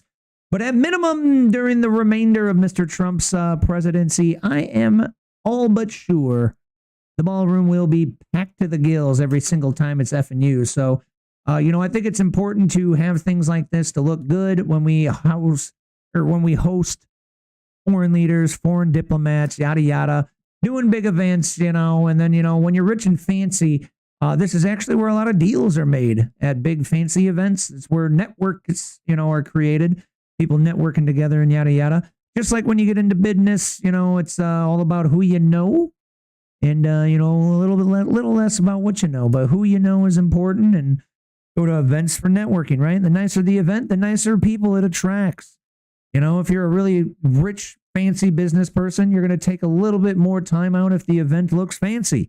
Because you're like, hey, I like just going to fancy stuff, and it's probably going to have a bunch of successful people there that might be able to help me out in my business journey. So, you know, big, beautiful ballroom, probably a good idea. And then, you know, icing on the cake, it's not being funded by the United States taxpayers like, you know, Barack Obama's renovations, which I haven't put any effort into it, but, you know, all I heard to highlight was that he got rid of tennis courts and he put basketball courts in. I don't know if he did anything else important, but it was like $350 million. Or no. Yeah, I think it was like $350 million. $350 million of our tax money spent on renovating the White House, which stinks. So, like, you know, hey, you could convince me if someone was doing good renovations. And, you know, I was convinced of those renovations doing good. So maybe Barack Obama could convince me. But basketball courts, you know, was the only thing of highlight. But then, you know, it's still our money. It's still our tax money that's supposed to go and help other, you know, other situations. You know, maybe it goes to help other people out. You know, maybe it does go towards SNAP or something. And instead it went to White House renovations, where the Trump ballroom is actually being funded by Trump and other investors. So allegedly, not a dime going to be spent of our money on the big, beautiful ballroom. I mean, that's a great deal, man. I'm sold already. You don't even got to convince me about the renovations. You know, some people are freaking out about like, oh, the history's taking down the history. I guess that's a good point. I wasn't really thinking about that or too worried about it for whatever reason. It wasn't something that sparked my thought. But, you know, if you say that, you know, yeah, I can hear you. Did it have it on that page? I think that West Wing was only made in like the 30s or the 40s. So, you know, hey, 90, 100 years is pretty historic, but it's not like it was like around since the beginning or anything. But now it's going to be a new historical thing, the big ballroom. Wouldn't it be bad or absolutely horrible and sad if like some Democrat got in next and out of spite, he was just like, we're going to tear down the ballroom. That would suck, man. Yeah. Actually, speaking of things that suck, but it's the opposite. In fact, this doesn't suck. It's actually a huge win. Did you hear the Bill Gates news this week? The Bill Gates news this week is going to be brought to you today by Trump is right again. Trump himself. Sorry. Everyone says I'm narcissistic. Maybe I am a little bit, but let me slip in a we there. Just won the war on climate change, folks. Bill Gates has finally admitted that he was completely wrong on the issue. It took courage to do so. You know, so for that, we're all grateful. MAGA. You know, which, you know, that's another highlight of the right always being a little bit more reasonable. Just like, you know, I, you know, really dislike Mr. Biden and can't think of one thing he did that was actually good for us here in America. You know, I don't wish him misfortune, and you know, I don't want to bag on him for being a weirdo that was putting children's feet in his mouth during his Halloween ordeal at the White House when he was president. I just think of an old silly old man that thought it was cute to like, you know, bite the children. You know, we're a little bit nicer, you know, on the middle to the right side here.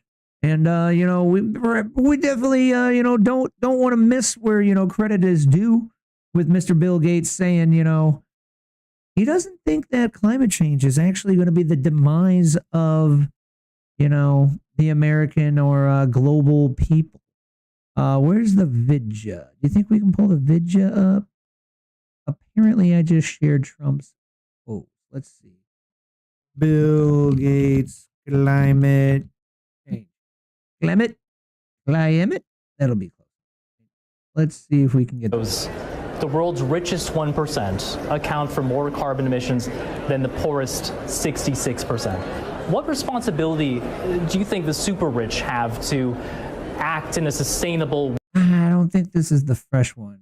Is this the fresh one? Areas of emissions, like today, many areas of emissions, like making steel and cement, you guys hear that in the live chat? Or aviation fuel, the green premium is very.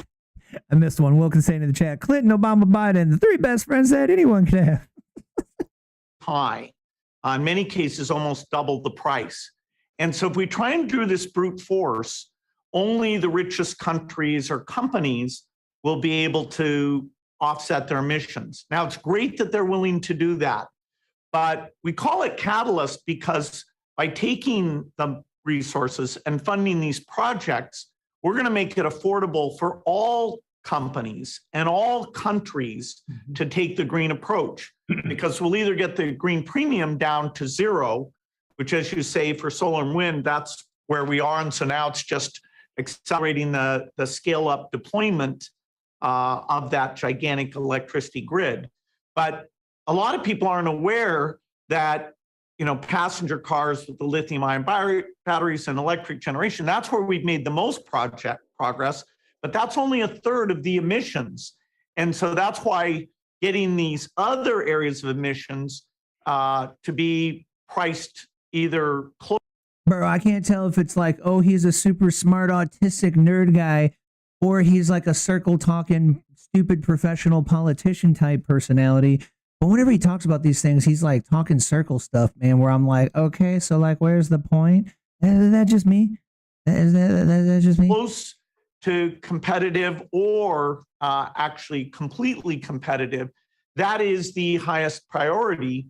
And so going into Glasgow, you know, having this partnership, including with the governments as well, making this concrete, I think, you know, shows the momentum that climate's gaining, and it, you know, shows that we really aren't ignoring the fact that India and other middle-income countries, at today's state of the art, they won't deny that the electricity and the shelter to their citizens that going for today's green premium would imply. So I view this as a critical next step.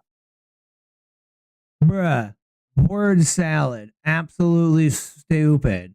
But anyway, he basically admits that it's not going to ruin the entire earth. And the best reason that I heard was he probably had to decided or had to switch his stance here and finally give up, because not only are people pushing back on the climate change narrative, you know, and the internet's kind of winning, right?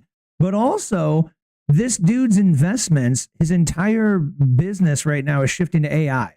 So, you know, Microsoft's is Copilot, and they're heavily invested in ChatGPT, which is like the largest, the first and largest. That's, you know, the name brand of notoriety. It's the Kleenex right now, right? So Google became the search thing. ChatGPT right now is the search thing, because people will just be like, oh, ChatGPT, right? And maybe they're using Copilot or Gemini from Google or Grok from X or something. But ChatGPT is kind of like household name-ish. You know, like we're on the cusp of household name-ish, right? Most people know what the hell ChatGPT means currently, or a lot of people, right? But anyway, so he's heavily invested in that because Microsoft is super duper invested in the ChatGPT. What do you need to make AI function? You need a giant farm of servers. So like a farm of potatoes, you know, giant farm of potatoes to make a whole bunch of potatoes to feed people. You need a giant, like, buildings everywhere. You need giant buildings, a lot of places around the United States with a bunch of computer servers in there, crunching numbers and making all the things that think about the AI to poop it out for all of us. You need a whole bunch of this compute power for legitimate, higher, you know, tiered uses of AI, trying to solve medical health, you know, scientific research problems, mathematical problems, astrological problems. And then you still need all of those for all the residential needs, right? You know, us blokes just over here on the old Grok typing in, you know, like, hey, you know, give me the you know, population of all the generations and shit like that, right? How all that AI works is giant server farms, computer server farms. What do you need for computer server farms? Energy. And solar's not cutting it right now. So they're probably just all fossil fuel. So you need a whole bunch of fossil fuel to make the machine run so we can do the new innovation and technology / the new business industry to make money on. So that maybe could have a little bit something to do with, Mr. Bill Gates here. It's like to change his tune a little bit, and he still says like, being green and, climate, it's important, but it ain't the thing that's going to take us down no more, apparently. So, there is that. So, I guess we agree with him, but I thought it was pretty funny that Mr. Trump, put it. I mean, I'm sorry. We just won on that, war with the climate change hoax, It took courage to do so, and we're all grateful. Yeah, well, not many of us are super grateful for Bill Gates, but hey, I got to be grateful because, we got computers. It's tough, man. You can't baby bathwater, I guess, Would we have had computers without Bill Gates? Probably. But, hey, we're in the timeline where he's the one that pushed a lot of computers, and here we all are today using computers 24/7. And my business is in helping people not be pissed off at their computer. So that's why you got to remember to hit that signup.toleratetech down below. Signup.toleratetech.com. In that description box, if you got a computer and you use it more than a couple times a week, a couple times a month, you should definitely be, on my Tolerate Tech program. So click that link, signup.toleratetech.com. Click that shit. If you're watching on TV, just type it in, signup.toleratetech.com, all spelled how they normally would be spelled, or you can probably Google search it. I do pretty good at that. But put that in, check out the deets, and hit me up. Sign up for the Tolerate Tech program, and I'll help you not be pissed off about your Bill Gates Microsoft computer. Because can you imagine having a like-minded tech guy like me to help you out? And then, while I'm fixing your computer, you can tell me about what was interesting of the, crazy tinfoil hat, conspiracy theory, politics, and pop culture world that was interesting to you. And, you don't got to deal with some, crazy liberal lefty tech person that you got to be frightened to bring up the things that you like about and you believe. I think that's a better world, man. Tolerate your tech guy. Hit me up, man. We got a cash in Dan Bongino FBI update for the week. I like to highlight these things because these, my folks, are those unsung heroes, man. And, so ever since Dan Bongino got that, blowback with the Epstein files, he's been a little bit quiet, but, hey, I think he's just kind of laying low and letting the storm blow over. But, here we got one from earlier last week. We got the Mr. Kash Patel pointing out that the FBI today arrested 9 violent agitators in the Los Angeles for their roles in the June protest where law enforcement officers were trapped under a bridge and attacked with Molotov cocktails. I don't know if you remember that one, but they were under like a highway, road, street, bridge kind of thingy. And, a bunch of crazy protesters cornered them up there somehow and then started throwing rocks and effing Molotov cocktails. Absolutely bonkers. Violence against those who protect our communities will never be tolerated. This FBI stands firmly with the men and women of law enforcement. Justice will always come for those who bring chaos to our streets. Amen, Brother Cash. Brother Cash App Patel. Still can't believe his name is Cash App. Look it up. This man, thank God, him and Dan Bongino doing the work out there for us, folks. Actually bringing these crazy peoples to justice. And like Mr. Asmongold, I do agree. These are probably some of them people, man. If they're throwing effing Molotov cocktails at law enforcement, at the ICE, at the FBI, whoever the flip, dude, they be throwing Molotov cocktails around, man. I think they should probably get some rough jail treatment, rough in the nature of time. They should get a lot of jail time. I hope their stay is as enjoyable as possible. I do not wish physical misfortune upon them, but I do hope that their stay is not enjoyable enough to want to ever do crime again. I know somebody that, may have done some crimes and, went to jail for maybe just 3 short days and decided, never want to do anything that puts me in that place ever again. So thank God for Kash Patel and Mr. Dan Bongino Democrats are the root of all racism, riots, hatred, and troubles. These counter protesters are spotted in Los Angeles, it seems. This one's a meme of Dan Bongino, Bongino with FA on him or F around, and then Mr. Cash Patel gets the FO. Find out. Heck yeah, man. Heck yeah. What's this one? Let me get this straight. If the government is shut down, the FBI director is allowed to take the FBI's private jet on vacation to visit his girlfriend, even though it costs the taxpayers $30,000 to $50,000. Oh, is this a Cash Patel hater? Oh, he's saying Mr. Cash Patel's blowing some money on going to see his girlfriend. Or is it an undercover operation? And the guise is that he's just going to see his girlfriend. But really, it's an undercover FBI operation. And that way, no one saw it coming. That'd be my positive bias spin on it, right? But if Cash is blowing our tax money, man, that'd be a little bit against what he told us he stood for. So I would be pissed, even though he is on my side right now. I'd be like, what the F, Cash? Oh, maybe somebody else that gives an F will look into that one for us. Let me know what you find there. What do we got next here? Absolutely insane. Senator Chuck Grassley just revealed that Jack Smith sent a subpoena to Verizon to tap my Senate office phone. This comes after learning that nearly 20% of Senate Republican cell phones, including mine, who was talking? Oh, Ted Cruz. That dude. Yeah. So Ted Cruz said this. So his phone was wiretapped, and 20% of Senate Republicans also had their cell phone wiretapped and were also subpoenaed. So Arctic Frost is that operation of Biden's DOJ. Mr. Senator Ted Cruz here, is kind of calling, another Watergate. And they need to be held accountable. 10, 20 something years in jail, put them in F in prison, and make sure that people are de-incentivized. Is it disincentivized or de? I think de-incentivized sounds more accurate, right? Disincentivized sounds like one of those like not real words that people just say. So like, bruh, like 100%, dude. This is absolutely bonkers. Our Arctic Frost was the whole.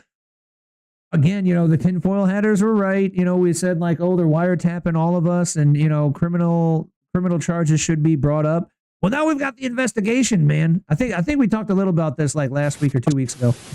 I've recently been informed by Verizon that at least 11 members with Verizon accounts were affected. That includes a hard line for Senator Cruz's office and a staffer's cell phone for former Senator Loeffler. AT&T informed me they challenged the legal basis for Jack Smith's efforts, and Smith backed down. I've recently been informed by... Absolutely bonkers, in my humble opinion, man. Oh, what's the community note on this one, folks? These subpoenas were issued after justifying facts were revealed and approved by a judge as part of a criminal investigation. What about it? Like, what? Is that like a pro? Is that a pro one? I think that might be good. That's like saying it's accurate. Allegedly, the subpoena was for toll records, and although there is no direct evidence of listening to conversations, the information would include all text messages, time of call, location of call, and all phone numbers involved. And then allegedly that's here in this, what I would imagine to be a deep PDF thing. Can we get a zoom? Where's the zoom? So allegedly this person went through this. Yeah, I don't know, man. I don't know. Misleading and exaggerated. The subpoena to Verizon requested toll records, call times, numbers from Senator Cruz's Senate state phone. What do you mean toll records? Oh, call times and numbers. That's what I'm saying. Not real-time wiretapping of conservations? Conservatives, I think they meant to say. Well, you screwed up because now you're going to get a typo. Typo, unclear language, sorry. Yeah, played yourself there, man. Yeah, so maybe it is exaggerated. So, hey, you know, like steel manning arguments and not being too, you know, whack-a-noodle bias here at the Truther Cast. So, you know, hey, let's keep following this one and see what was going on. But there were subpoenas for phone records of the Republicans at minimum, which is a little bit interesting. So, you know, if we believe that people were actually doing bad things in our Senate, we should be probably getting their damn records and yada yada. But yeah, I'm biased, man. I don't think they were doing bad stuff like that.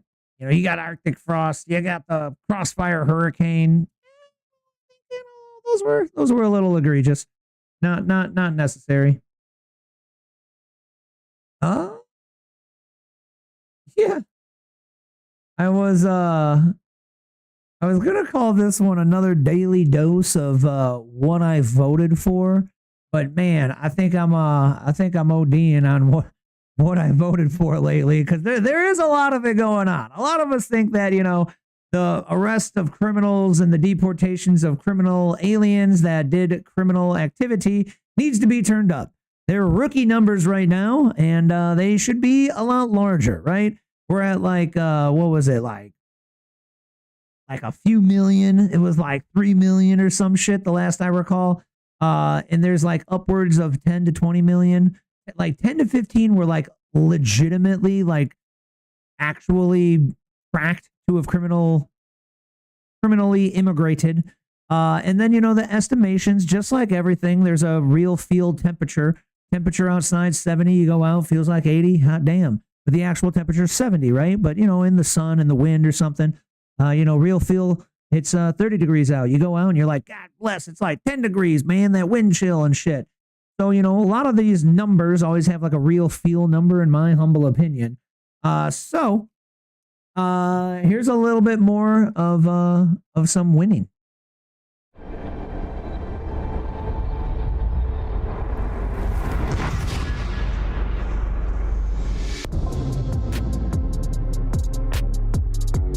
Mr. Chairman, quite a day for you, and well done in this report. We've read through a lot of the top line, but I guess the question that I have is, at what point do you determine what is legitimate and what is illegitimate? How much of Joe Biden's presidency was illegitimate?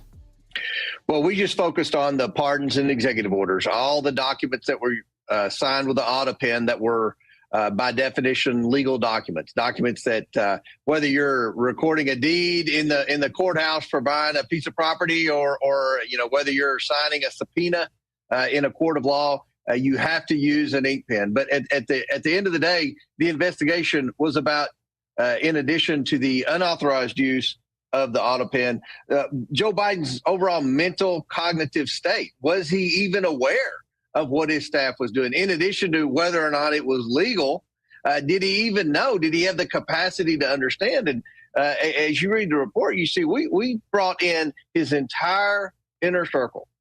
And many of these depositions lasted all day.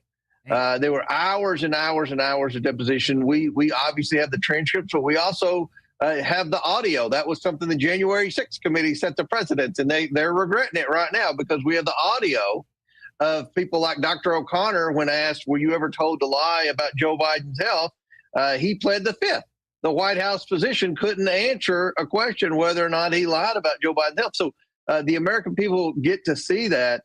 And at the end of the day, all 12 of these inner circle staffers, I mean, we're talking about 2 chiefs of staff, we're talking about his executive secretaries, we're talking about the people identified as the ones who use the auto pen. None of them ever spoke directly with Joe Biden other than Jeff Zients. And, you know, there's no consistent manner in which the auto pen was used. There's no chain of custody. There were the people that were operating the auto pen said they would go weeks and weeks without seeing Joe Biden, but in between they were signing the auto pen on legal documents. So I think that the evidence is there.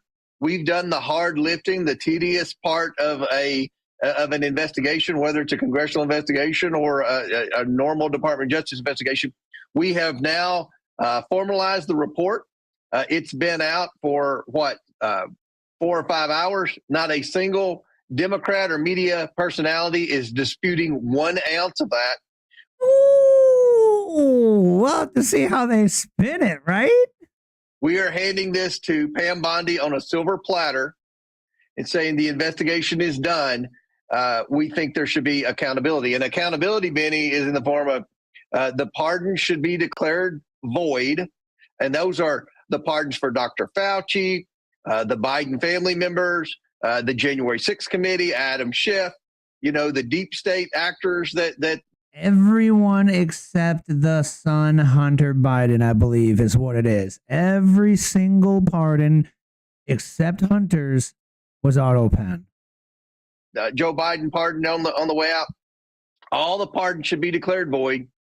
And if she wanted to go even further, I think you bring in Dr. O'Connor and ask him again if they lied about Joe Biden's health. Yeah. But I think that the evidence is there, and this will hold up in court.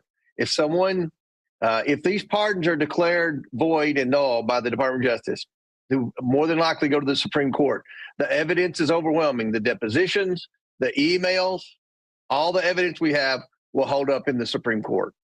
Bring it to God bless. Man, is this not what we voted for? Is this not? Am I the only one that voted for this? I can't be the only one that voted for this, right? Like, if we can null and void all the pardons for like the J6 committee people and the Tony Fauci's and all the and then like the Biden crime family syndicate, like if we can get all the crime family syndicate unpardoned, other than Hunter, I still think it'd be a huge dub. I think it'd be a huge W, man. Because if you don't recall, if maybe you missed the episode or something, and it didn't come across your news feed because you still need help building a better news feed, James Biden, the brother, he was doing a similar thing as Hunter and was collecting a lot of money that was a little bit of funny on the books kind of money.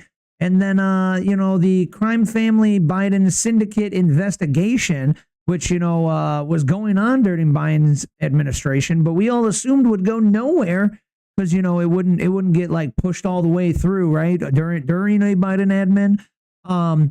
They actually found the chain of money, like always follow the money, folks, that came from a Chinese organization or business. A Chinese business dropped like 1.5 million, some big number, right? Maybe it's a couple mil, into a Hunter Biden and his business partner account, which then went into another Hunter Biden and business partner account, which then went into a Hunter Biden account, which then went into a James Biden and his wife account, which then went into his wife account.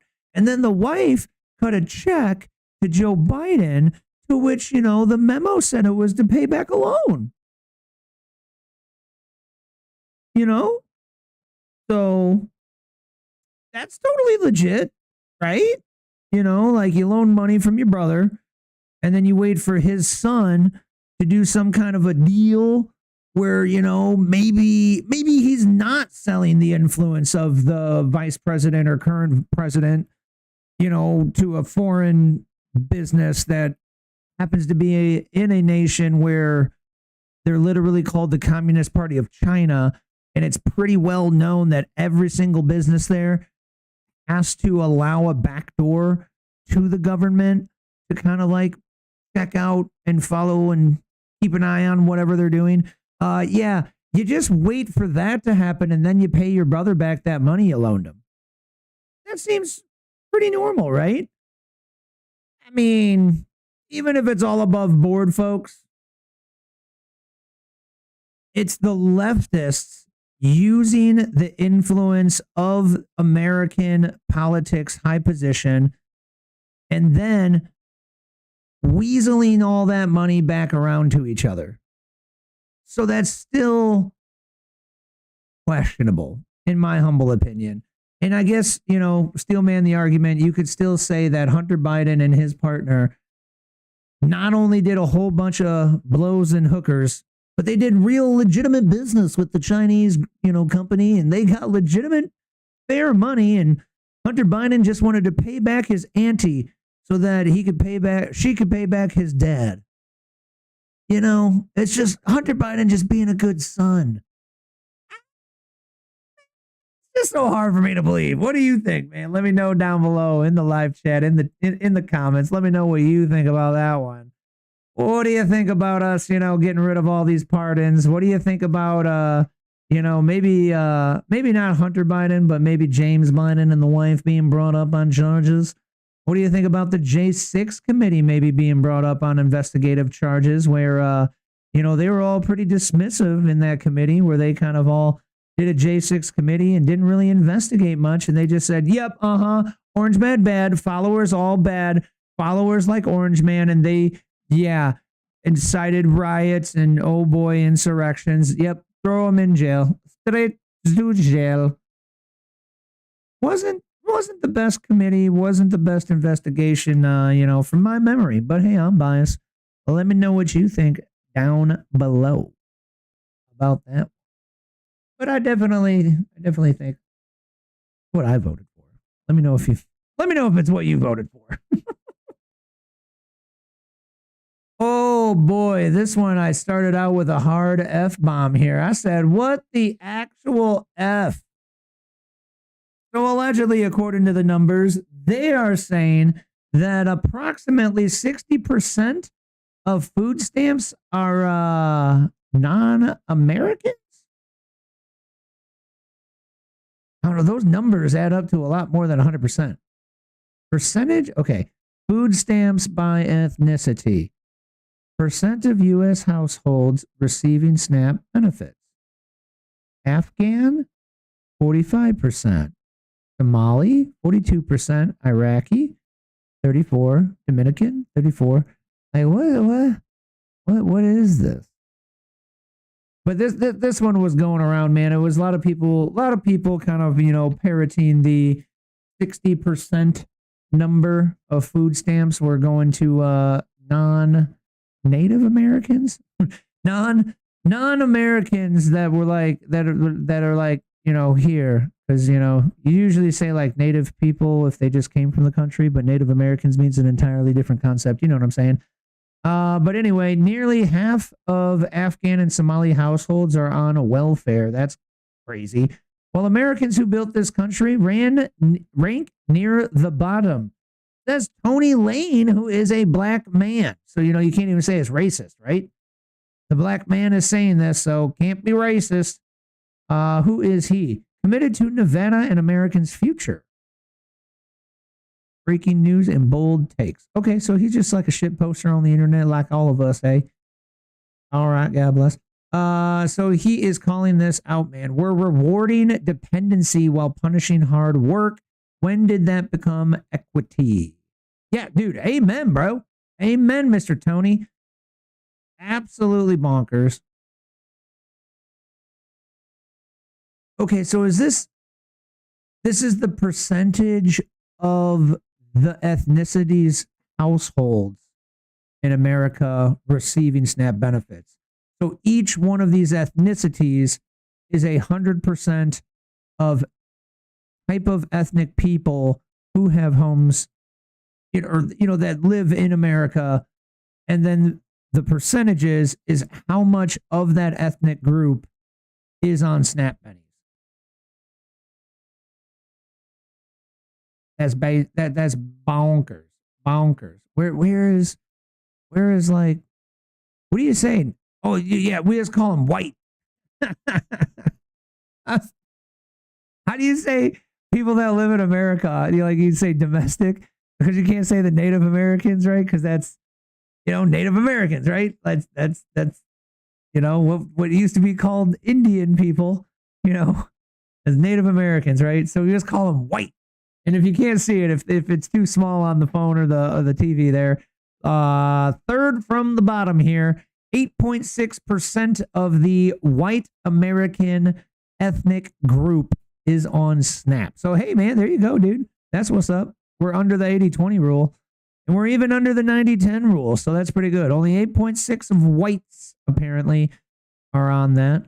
To note, the best at the bottom here of the chart are the Indian ethnic group themselves. The back home over there in Asia, Indian type, not the Native American Indians.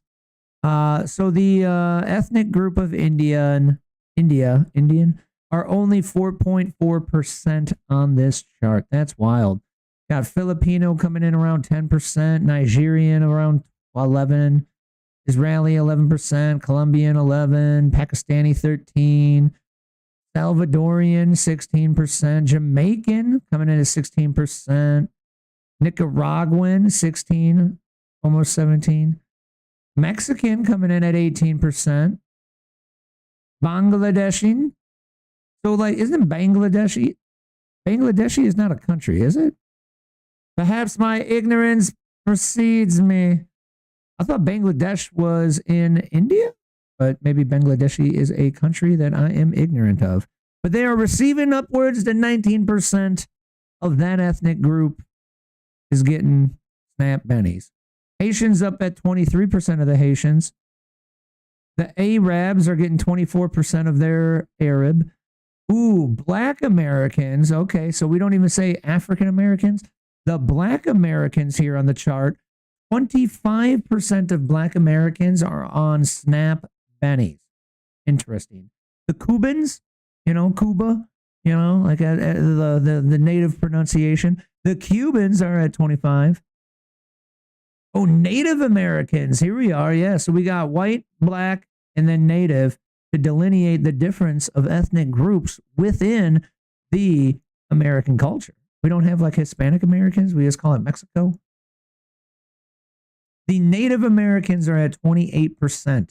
28% of Native Americans in America are allegedly collecting SNAP bennies. That's crazy. What's up with Afghan, bro? We felt bad about that, like, Afghan war shit, and we were like, bro, come over here. We'll give you a whole bunch of SNAP bennies. Our bust. We know we kind of like, we had that endless war over there in Iraq. We came in there and we like rustled everything up and created a gigantic power vacuum that, we kind of got rid of ISIS so that, it can be replaced with ISIS. So, hey, come on over here. We got all the SNAP bennies for you, man. Somalis and the Iraqis. Afghan, Somali, Iraqi are the top three. So, Steelman, I guess we could do our part for going over there and effing up their freaking countries or some shit, but, just kind of a bummer that much of the population of their ethnic group is on SNAP bennies, And then, oh, yeah. So I was going to say, why don't they come over here and make a business? Come over here and make a business, make money, produce, provide, deliver value, and make money instead of collecting SNAP bennies. I was going to say, why don't they make a 7-Eleven? And I was like, oh, wait, I just said Afghani, Somali, and Iraqi. I didn't say Indian, bro. So, like, Indian is at the lowest in this chart. What's the stereotype about, the Indians, right? They come over here and they get a gas station or like a freaking convenience store, right? So God bless the Indians coming over here and actually getting businesses and producing. So that's good, right? They're probably one of the most known for coming over and making businesses. And then what you don't see on here at all is Asians. So I guess they win. So Indians are like second runner up, but I don't see no American Asians. I don't even see Asians. I don't see no Chinese. I don't see no Japanese, no Korean. So they're probably the winners. They're probably even more than the Indian culture, right? They come over here and, make a restaurant, a nail salon, stuff like that, right? That's the stereotype of like, Asian culture here in America. Definitely business people, right? Filipinos, pretty Asian. Oh, here's Chinese. I'm blind. Chinese was right above white American at 9%. Interesting. But we didn't see a Korean. But we do have Chinese. So to take away the credit from the Chinese. They are collecting more SNAP benefits within their ethnic culture as comparative to the Indians. Interesting. I don't know, man. That was interesting. A lot of talk about the snap stuff going around, man. What else did you hear? Drop it in the comments down below what you heard. What was an interesting or painful fact about Snap that you heard this week with it being in the news cycle? And, you know, it's probably going to be in the news cycle a little bit longer, right? You know, I believe they're doing another vote today. So there might be like some breaking news tonight or tomorrow. I'll post it over in the locals community. And if you don't remember how to go to the locals community, it's just locals.massdash.com. You can just search for the Mass Dash of Insights, and it should bring you right to it. You might even be able to just type in Mass Dash into the Google box, and it'll bring you right to it. 3 S's in a row, 4 in the whole word. You can also click the join button down below. It'll bring you over there. It'll try to get money out of you first, which I kind of don't like. I wanted to change it, but you can't. You hit the join button, and it recommends perhaps, you know, donating or joining the Truth or Tribe Primo squad to try and help keep the lights on around here. But you can also just click the like, hey, see some posts first. Then if you hit login, you can use your Rumble account to log in if you already have a Rumble account. Or it's time to make a locals account. But you log in and you can follow along here, folks. And you can see what we're posting in the locals community all throughout the week. And if you would like to comment or post your own stuff, that's what spending $1 and helping the lights stay on around here is for. So check that one out. Love to see you over in the locals community, folks. I love to see fellow Truther Tribers over in the locals community. It is the best community on locals, I'll tell you. The best. People tell me is the best. Mostly just, you know, us people that like it. But, you know, yeah, you know. Got a couple more here for you. Well, what do we have here? We've got a top Biden aide admitting to bribery to conceal the Biden decline if he were to be reelected. I do believe this came from the committee that we saw. Shoot, what was his name? Just a moment ago, we were watching the committee talking about, you know, Project Arctic Blast or whatever, right? I believe this is another one from that, or maybe it's a whole different investigation committee, but check this out, man. Oh, this is from the man, the myth, the legend himself, Mr. Alex Jones, which X is the best spot to follow Mr. Alex Jones. No longer is it the only spot. I believe he was unbanned, but I haven't seen him make that YouTube channel yet. But if you want to get some Alex Jones, you know, pumped directly into the veins, you should be following him over on X, folks. Go make an X account. Were there any circumstances in which you would have received a bonus? Yes, there was. What were those circumstances? That Joe Biden would have been reelected president of the United States. What was the bonus of Ben?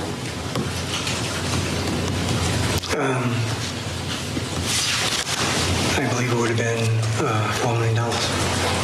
In addition to the $4 million that you were already paid? Yes. So they've released hours and hours of this stuff, and this guy's come in and blown the whistle. $4 million? $4 million? He was promised $4 million.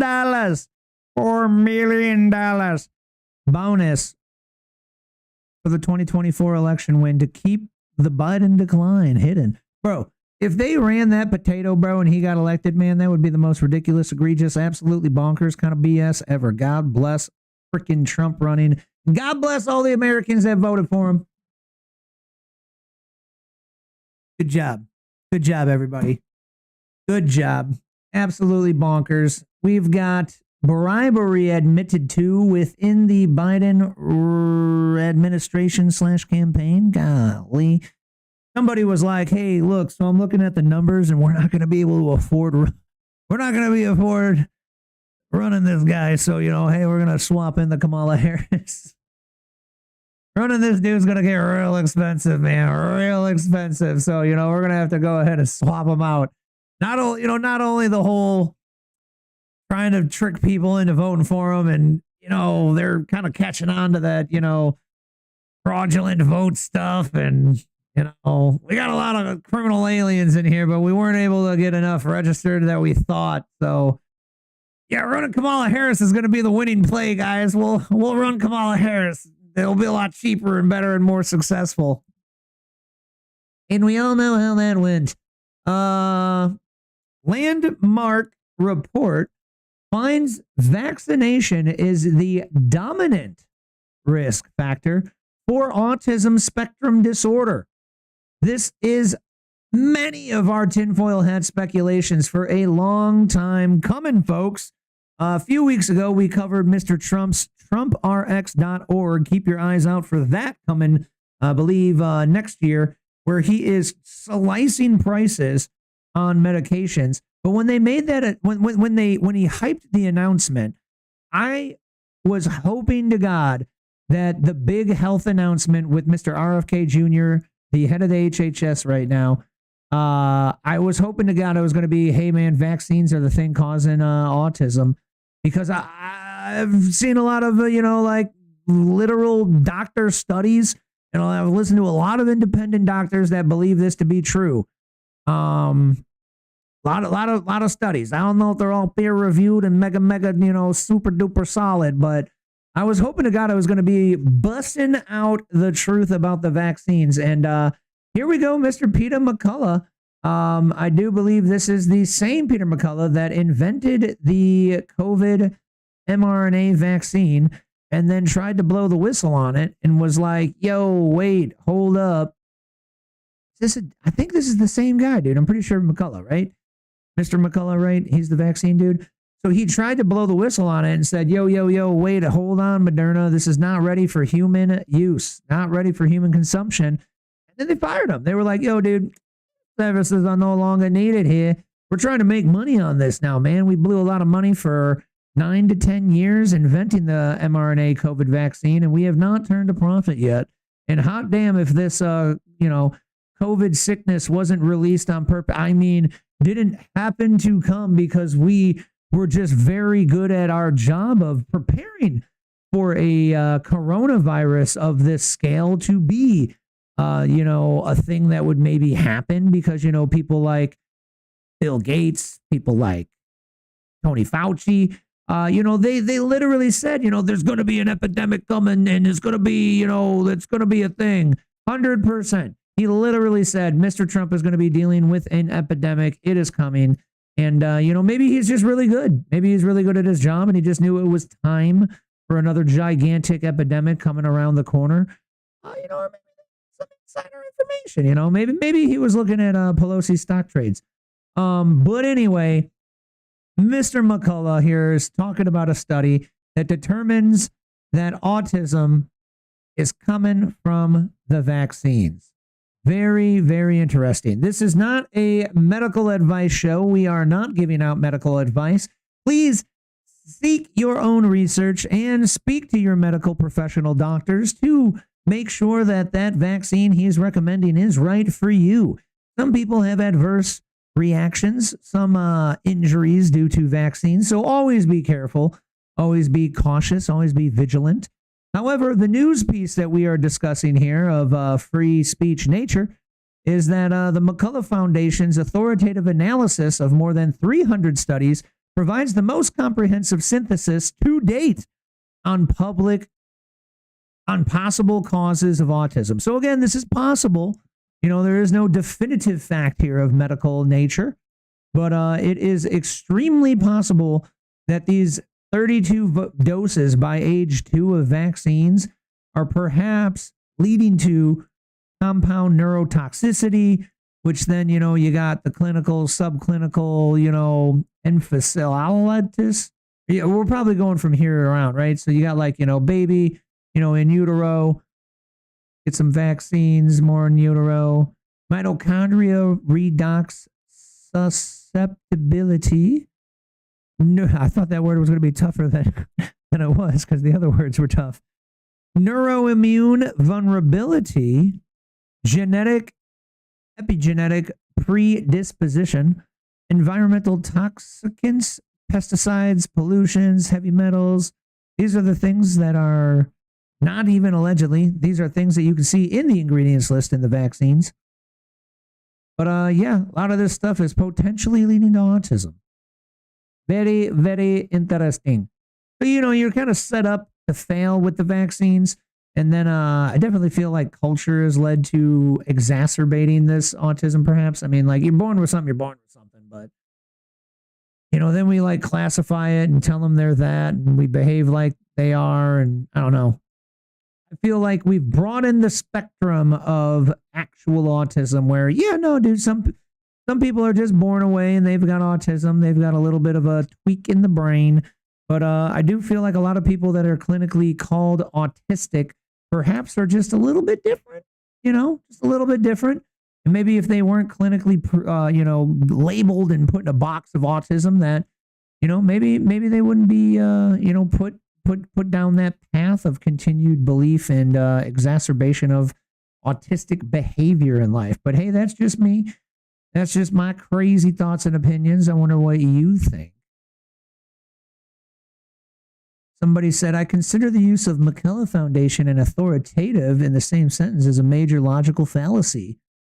Mr. Peter McCullough responds, McCullough Foundation stands behind its work. No one with the medical or literary authority has disputed the findings of our report. So like many science things, you can't really prove something entirely, but you can prove what isn't a lot.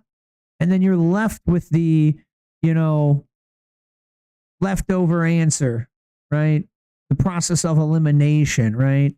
So he says that they did this, big, beautiful study here and determined that, hey, we have a toxin we're giving people. And so far, nobody has disputed it. Maybe it's fresh out in the press here in the medical world, but we'll have to follow this story and see how that one continues. If we get even more factual evidence that, hey, maybe we need to pull back a little bit on the vaccines, or maybe we need to check out like what the vaccines are. Like, is this going to be like going to the Whole Foods store? I go to the doc and he's like, hey, you need a vaccine. And I go like, okay, what do you got? And he's like, well, we got this one that's got, like processed sugar, processed wheat. We threw in a little bit of aluminum, or we got this one that it's the organic vaccine. It's got the cure for the problem, and it's that's about it. It's got the cure for the problem. I'll be like, oh, okay, I'll take the organic vaccine. In a world, right? In a world where you could get an organic vaccine, I'd probably take the organic vaccine. Call me crazy, right? I would imagine that most people listening to this show would also take that organic vaccine. To bury the lead a little bit of the title and headline of the show, the FBI has recently dropped nearly 200 pages posted by House Judiciary proving the state Trump cases were state at all. I don't know. Weren't state at all. Sometimes I just need to read the damn sentence, right? So what this is showing here, fine folks, is more of that, the conspiracy theory might not be, theory or, like made up. It might not be true, right? It might be completely fact, because the Biden DOJ and the FBI ran it all through proxy attorney generals to cripple Trump. So his lawyers, his electors, and the entire MAGA movement. So more facts coming out here, man. This is that Arctic Frost interview briefing that we were kind of covering. So there is a whole 200-page report on this. And oh my Lord, we all really, really hope that Pam Bondi does her job and seeks justice on these things, and doesn't drop the ball. If it's all on her, balls in her court, hopefully she don't drop the ball on this one, man. Like, god dang. FBI just dropped nearly 200 pages posted by, yeah. I just copy pasted it. That's why it was hard to say. He said it weird. Proving the quote state Trump cases weren't state at all. The point of this, if you don't understand, They weren't the state, saying, hey, we think Trump did bad thing and the state's going to do it. This is proving that the Biden federal presidential administration was orchestrating it. They were doing what we opened the show with, talking of the CIA nudging things in a certain direction, right? This 200-page document is alleging to prove that the Biden admin was, moving the pieces on the chessboard here to nudge these states' attorneys into prosecuting Trump to try and take out a political component or opponent, right? So that's like a big no-no, right? That sounds like some what is that? Oh yeah, that sounds like some the word with the N and the Z, stuff that sounds like some guy that starts with hit and ends with like the other word for part of the name that's like lure. It sounds like some of that kind of stuff, right? Sounds like communism at minimum, right? The Biden administration is now likely being proved to orchestrate, nudge, move pieces of the chessboard to try and arrest their political opponent. What we've all kind of been screaming for a long time here, folks. So I know we kind of get tired of it, and then we haven't seen any results of it. So then we're like, I don't want to hear about it no more. But this is not the time to be desensitized to it. This is the time to go pull this up, man. Like, just search it, pull it up in my locals. If you don't want to go to my locals, I got this shared on my Mastache timeline. If that's too hard to go to and scroll, just type in 200 pages, DOJ, FBI. That'll pull up a few posts of this. Share it on your feed. Share it to somebody that you think needs to know, whether they're already on our side and they need some more mind bullets when they talk to other people, or, have it ready to go to share to one of the people that you talk to that's, a little bit argumentative about our theory of conspiracy that the Biden administration was, hands-on with the attempt to arrest Mr. Trump, which so far everything is now gone to appeals court, and it looks like it's probably going to be dropped because, it turns out Trump, didn't really do any kind of mortgage fraud. It was kind of Letitia James did the mortgage fraud. There is that. So make sure to do your part, folks. Make sure you got that better news feed, and make sure you're helping other people have a better news feed by sharing that shit out, man. All about helping other people, helping yourself and other people, find more awareness so they can come to more realization. Because you can't make somebody think or believe something, folks. You can only lead them in that direction. It's where, hey, maybe we need to take a page out of the CIA's book, page out of the Biden administration's book, and maybe you can nudge people for the good. Everything ends up being a manipulation at the end of the day. However, if you're manipulating someone for good, tricky, right? Tricky. You nudge your children, you nudge your friend, you nudge your wife. The wife nudges you back. And usually, if you got a good relationship with these kind of people, they're trying to help you in the positive. So share these things out that you see on the show, folks. If you see them in your feed, don't be a little scaredy cat. Share it out, man. That's why the left's kind of winning, right? They're not scared to share their thoughts and opinions publicly. Why should we be, man? And someone who's not scared about sharing his opinions out on the interwebs is a good friend of the show, Mr. Steven Crowder. So I said, dude, Snap has gotten out of control and needs to be shut down, and something new and tiny in its place. This is a libertarian-ish, a logical, reasonable person's kind of opinion. When corporations or government organizations get too large, it might be the only way to fix it. You can't just go in and fix pieces of it. It might be to shut it down, to abolish it, and then maybe make something else in its rubble. From a phoenix it rises, right? So tear it down, start up a new thingy that's a little bit less bloated, a little bit less corrupt, a little bit less broken, and don't keep them both going. Like a couple weeks ago, we covered on the show how the IRS works, where you got 108 systems in the United States Treasury Office, where when you call in and you're trying to get help with your taxes, they got to utilize a certain number, like some number of 108 different systems to find all of your information, depending on what you're needing. But You know, maybe it's time to take down the SNAP program and build something new in its flipping place. We've got Mr. Steven Crowder here posting on the X, which you should follow him there. SNAP costs taxpayers $145 billion with a B a year. Recipients spend twice what the average worker does on groceries. That's not helping the poor. It's rewarding people who abuse the system. Absolutely insane, dude. And he was, quote posting some woman that said, I really don't care anymore. The fact that 40 million Americans are on SNAP benefits blows my mind. We have a huge fraud problem in America. Did she say more? Generational benefits should not be a thing. It should be generational wealth, I would presume, right? The whole system needs to be revamped. Yeah, bro, tear it down, build it back or something, man. God bless. Just like some buildings are too far gone, so you like demo the building and you build some new shit in its place, right? From the phoenix it rises. Services delayed or stopped the mid shutdown, blah, blah, blah, blah. Yeah. So she was just saying like, hey, man, I really don't care anymore that SNAP shutdown. Why are 40 million Americans on this?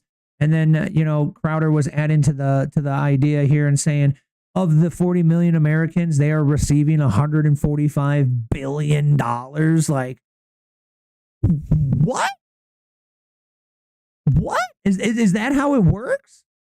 So SNAP costs $145 billion. Okay, maybe like there's some facilitation in there. Maybe the straight $145 billion doesn't go to the 40 million people that are on SNAP benefits.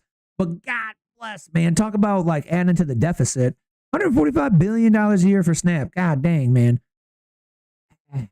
And then they're spending twice than the average worker does at the grocery store. I don't know if those numbers are accurate, folks, but what do you think, man? Tell me down below. Tell me what you think in them comments down below. Do you believe these numbers are true? Have you seen anyone like, verify this shit, bro? I mean, Crowder's no slouch, and he don't say shit off the cuff too much because people will call him out on it, call him a liar, call him a cheat, call him a stealer. And then, when he does the show, they provide all of their receipts on the website. Just like we do on the locals community, folks, all the receipts for today's show are on the web on the locals website. But they do like more investigative shit where it's like those receipts. I don't got too many deep receipts around here, man. It's just like where I got the post. But yeah, dude, absolutely crazy. It's definitely, I don't know about you, man. If you work for your monies, a little bit offensive that allegedly SNAP recipients blow twice the amount at the grocery store than I do. Maybe I don't need to spend that much, but why are they spending that much, right? Hey, maybe I'm good and I don't need to get any more fat rolls. I got like one or two, hanging on. Got one or two hanging on, but I'm doing that 75 hard workout program and down 15 pounds this time, so that's fun. I actually put on weight so that I had the weight to lose. It was less fun when I did it and I didn't lose weight.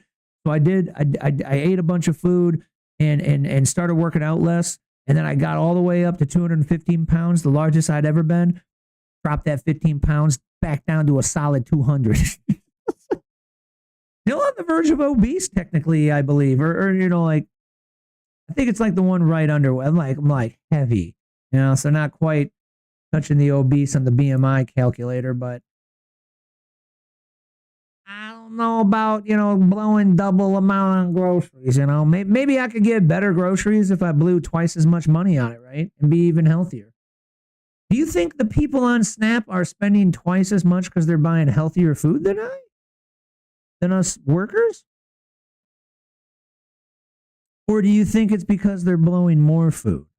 That's a good poll. We should put that poll out on X. Do you think that SNAP people are spending more money than the average worker because they're buying healthier food or just more food? We've got a couple last ones we're going to knock out through here. We got Mr. Dinosaur coming in again. He did get a couple out last week. Good job, Mr. Dinosaur. Hopefully you're going to watch the show back here tonight because I know your butt passed out when you got home and you're probably just listening to the sweet sounds of my voice while you are passed out there on the couch. Probably didn't make it to the bed. Hopefully you made it to the couch and you're not at the kitchen counter. Hopefully all the stoves are off and everything is safe. But Mr. Dinosaur's coming in here says, we have to keep this memory alive, especially since they made sure part of that memory didn't progress further. What are we talking about? Can I get some audio? One of the strangest places on the ocean's floor was only just discovered in the 1990s. I might degree as one of a handful of people to ever see it in person. Without a doubt, one of the most amazing things that I have ever seen in the bottom of the ocean. It was while filming for Blue Planet in the Gulf of Mexico. I noticed there's something out in the distance. Couldn't tell exactly what, but it looked like a dark band. And as we approached it, the dark band became a donut. I saw this donut that was black in the center. What the heck is that? And so as we get closer and closer to it, I noticed that the black band had what appeared to be kind of steam over it. And then I looked, and there was water lapping against the shoreline. This band was a ring of mussels. And inside the ring of mussels was a lake. And it's like, wait a minute, I'm already underwater. We went out over the water in this lake and tried to descend in it and bounced off. It was so super saline and dense that the submarine couldn't go down in it. We literally bounced off, and as we bounced off, we sent ripples heading back to the shoreline. It was insane. I've never seen anything like it. What? Totally a coincidence, folks. Totally a coinky dink, right? So, like, where was this, man? Damn. Melbourne, Australia. The award-winning American cinematographer Mike DeGruy, 60 years old, the Australian writer-producer Andrew Wright, 51, have died in a helicopter crash off the east coast of Australia. This was from 3 weeks ago. Did they just die? Because this video looks like from the thousands, right? Interesting. This guy said allegedly his dad worked with him and said he was a great guy, very intelligent. And God said, let there be a firmament in the midst of the waters, and let it divide the waters from the waters. I don't think that's how it literally goes, but yeah. Shoot, I can't remember if that's a literal quote from the Bible. A brine pool is a dense saline underwater lake formed on the seafloor from concentrated brine that is toxic to most marine life due to high salinity and low oxygen. These pools are unique ecosystems where specialized chemosynthetic organisms live on the edges, creating biological hotspots and potentially holding clues for medicine understanding life in extreme environments like Europa. Brine pools are formed from salt tectonics, ancient salt deposits, or hydrothermal activity and are characterized by their distinctly different unmixed surface from the surrounding ocean. Cool, dude. So it's nothing. It's nothing conspiratorial, folks. Helicopter crash was, totally a coinky dink. Speaking of helicopter crash, if you're in Illinois, you might know of Darren Bailey. If you have a heart and would like to express your condolences, I did hear that his family had a very tragic helicopter crash, semi-recent or pretty recent.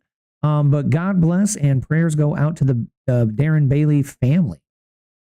Absolutely tragic. I believe it was his son and a couple, like 2 grandkids, which is absolutely tragic, insanely tragic.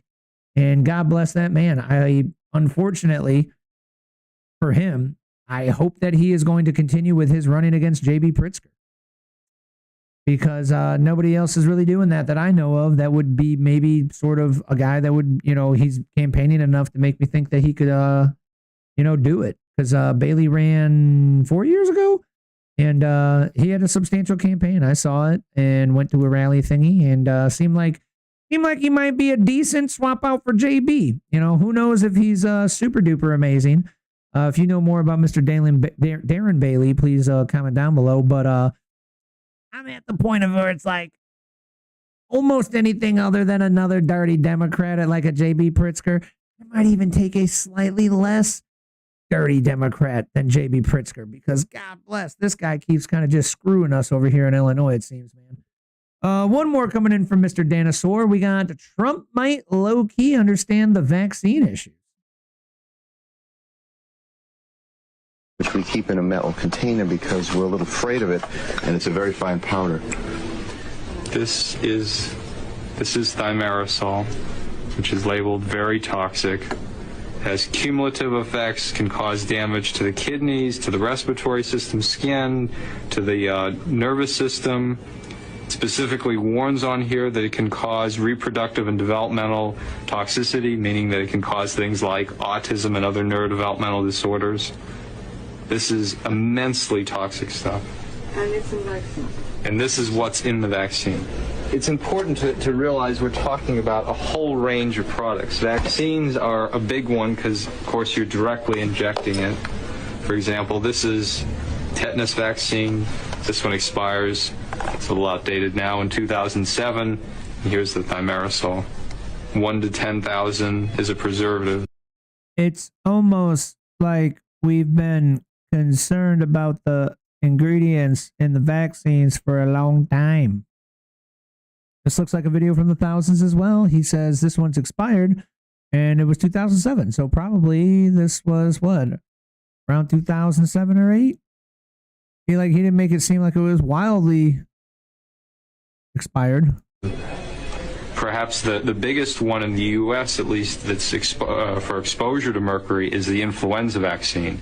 Influenza vaccine is now recommended for all pregnant women, all infants, all children on a yearly basis. You're supposed to have last year's influenza? Understand that thimerosal is not added at the end. It's not like, well, that factory next year can make thimerosal free. Thimerosal, you either have to have a thimerosal free factory or you have to not have one. They add thimerosal at each step because the factory is not clean and not sterile. So you either have to have an expensive sterile factory where you don't need thimerosal, or you have to have one that produces thimerosal. It's going to need thimerosal or something the whole time. It needs to be stopped. This is the influenza vaccine from Adventist Pasteur, their flu zone. Thimerosal, 25 micrograms of mercury per dose. I'd like to point out that a lot of people didn't know, and I'm one of them. I've given 2,000 Rogam shots. I've been in vaccines for 35 years. I didn't know that Rogam had thimerosal in it. So I think a lot of the doctors were unaware. They were unaware that even the word thimerosal meant mercury. Yeah, bro, 100%, dog. 100%, bro. It sucks. Sucks that so many of us are just ignorant, man. There's too many effing things to know, and not even the flipping doctors know shit like that, bro. Like, golly Moses, which, you know, hey, if you're a frequent flyer on the show, you've heard this story a million times, but I had a customer come in. He said he had cancer for 6 years in remission. Recently just got told that morning that he came in to drop off a tech device for help that he was told he's got 3 months to live. It came back and the cancer spread to his brain and he was screwed.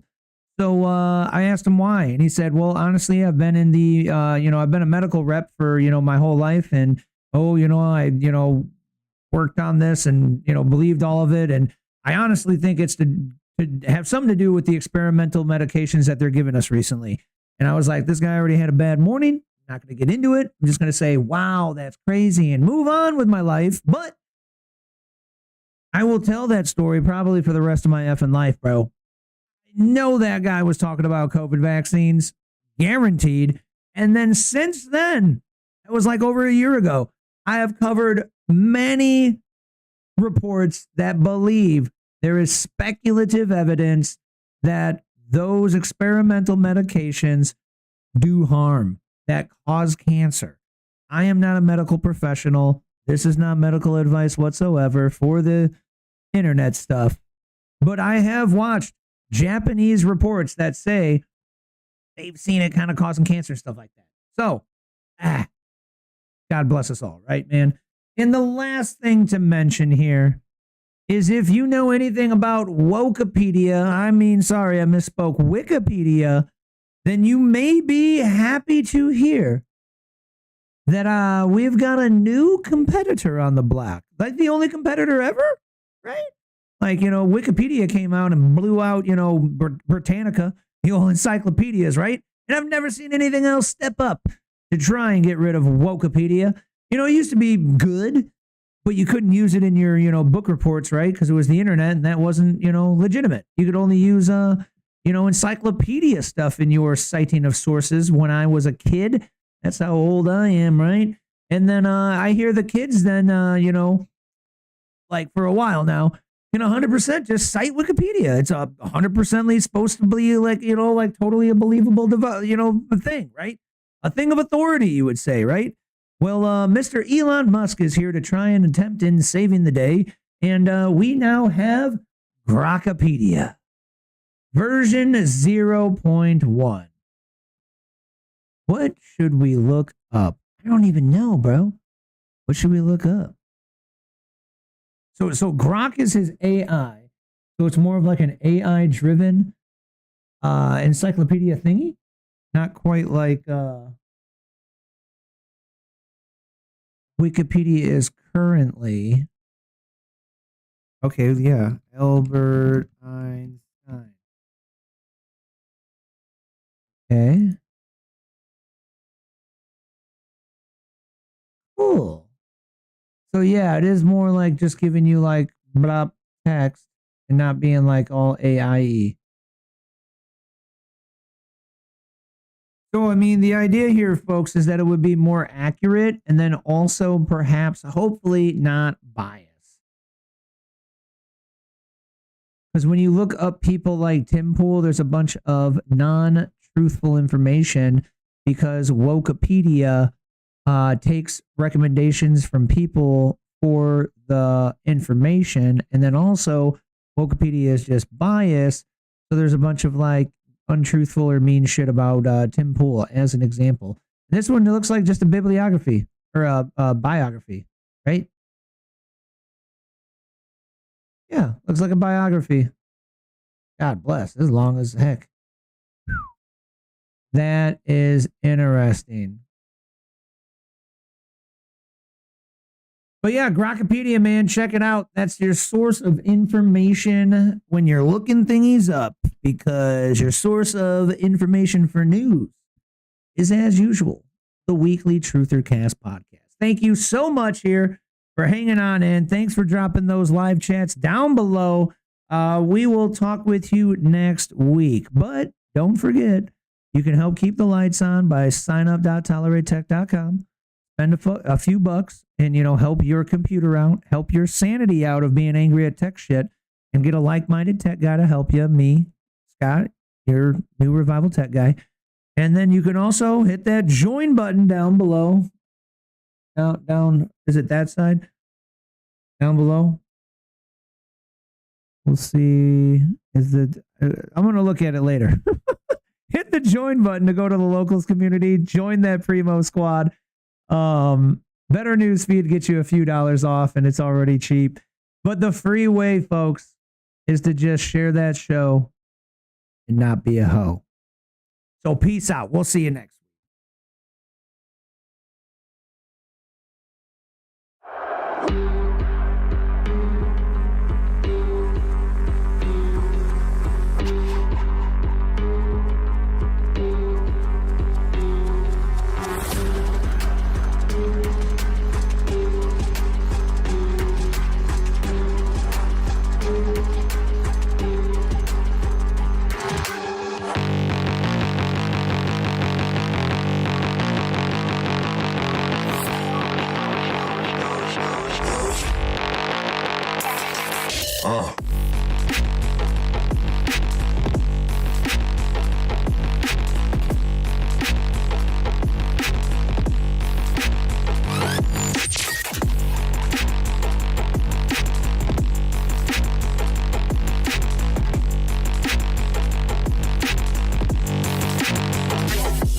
Oh.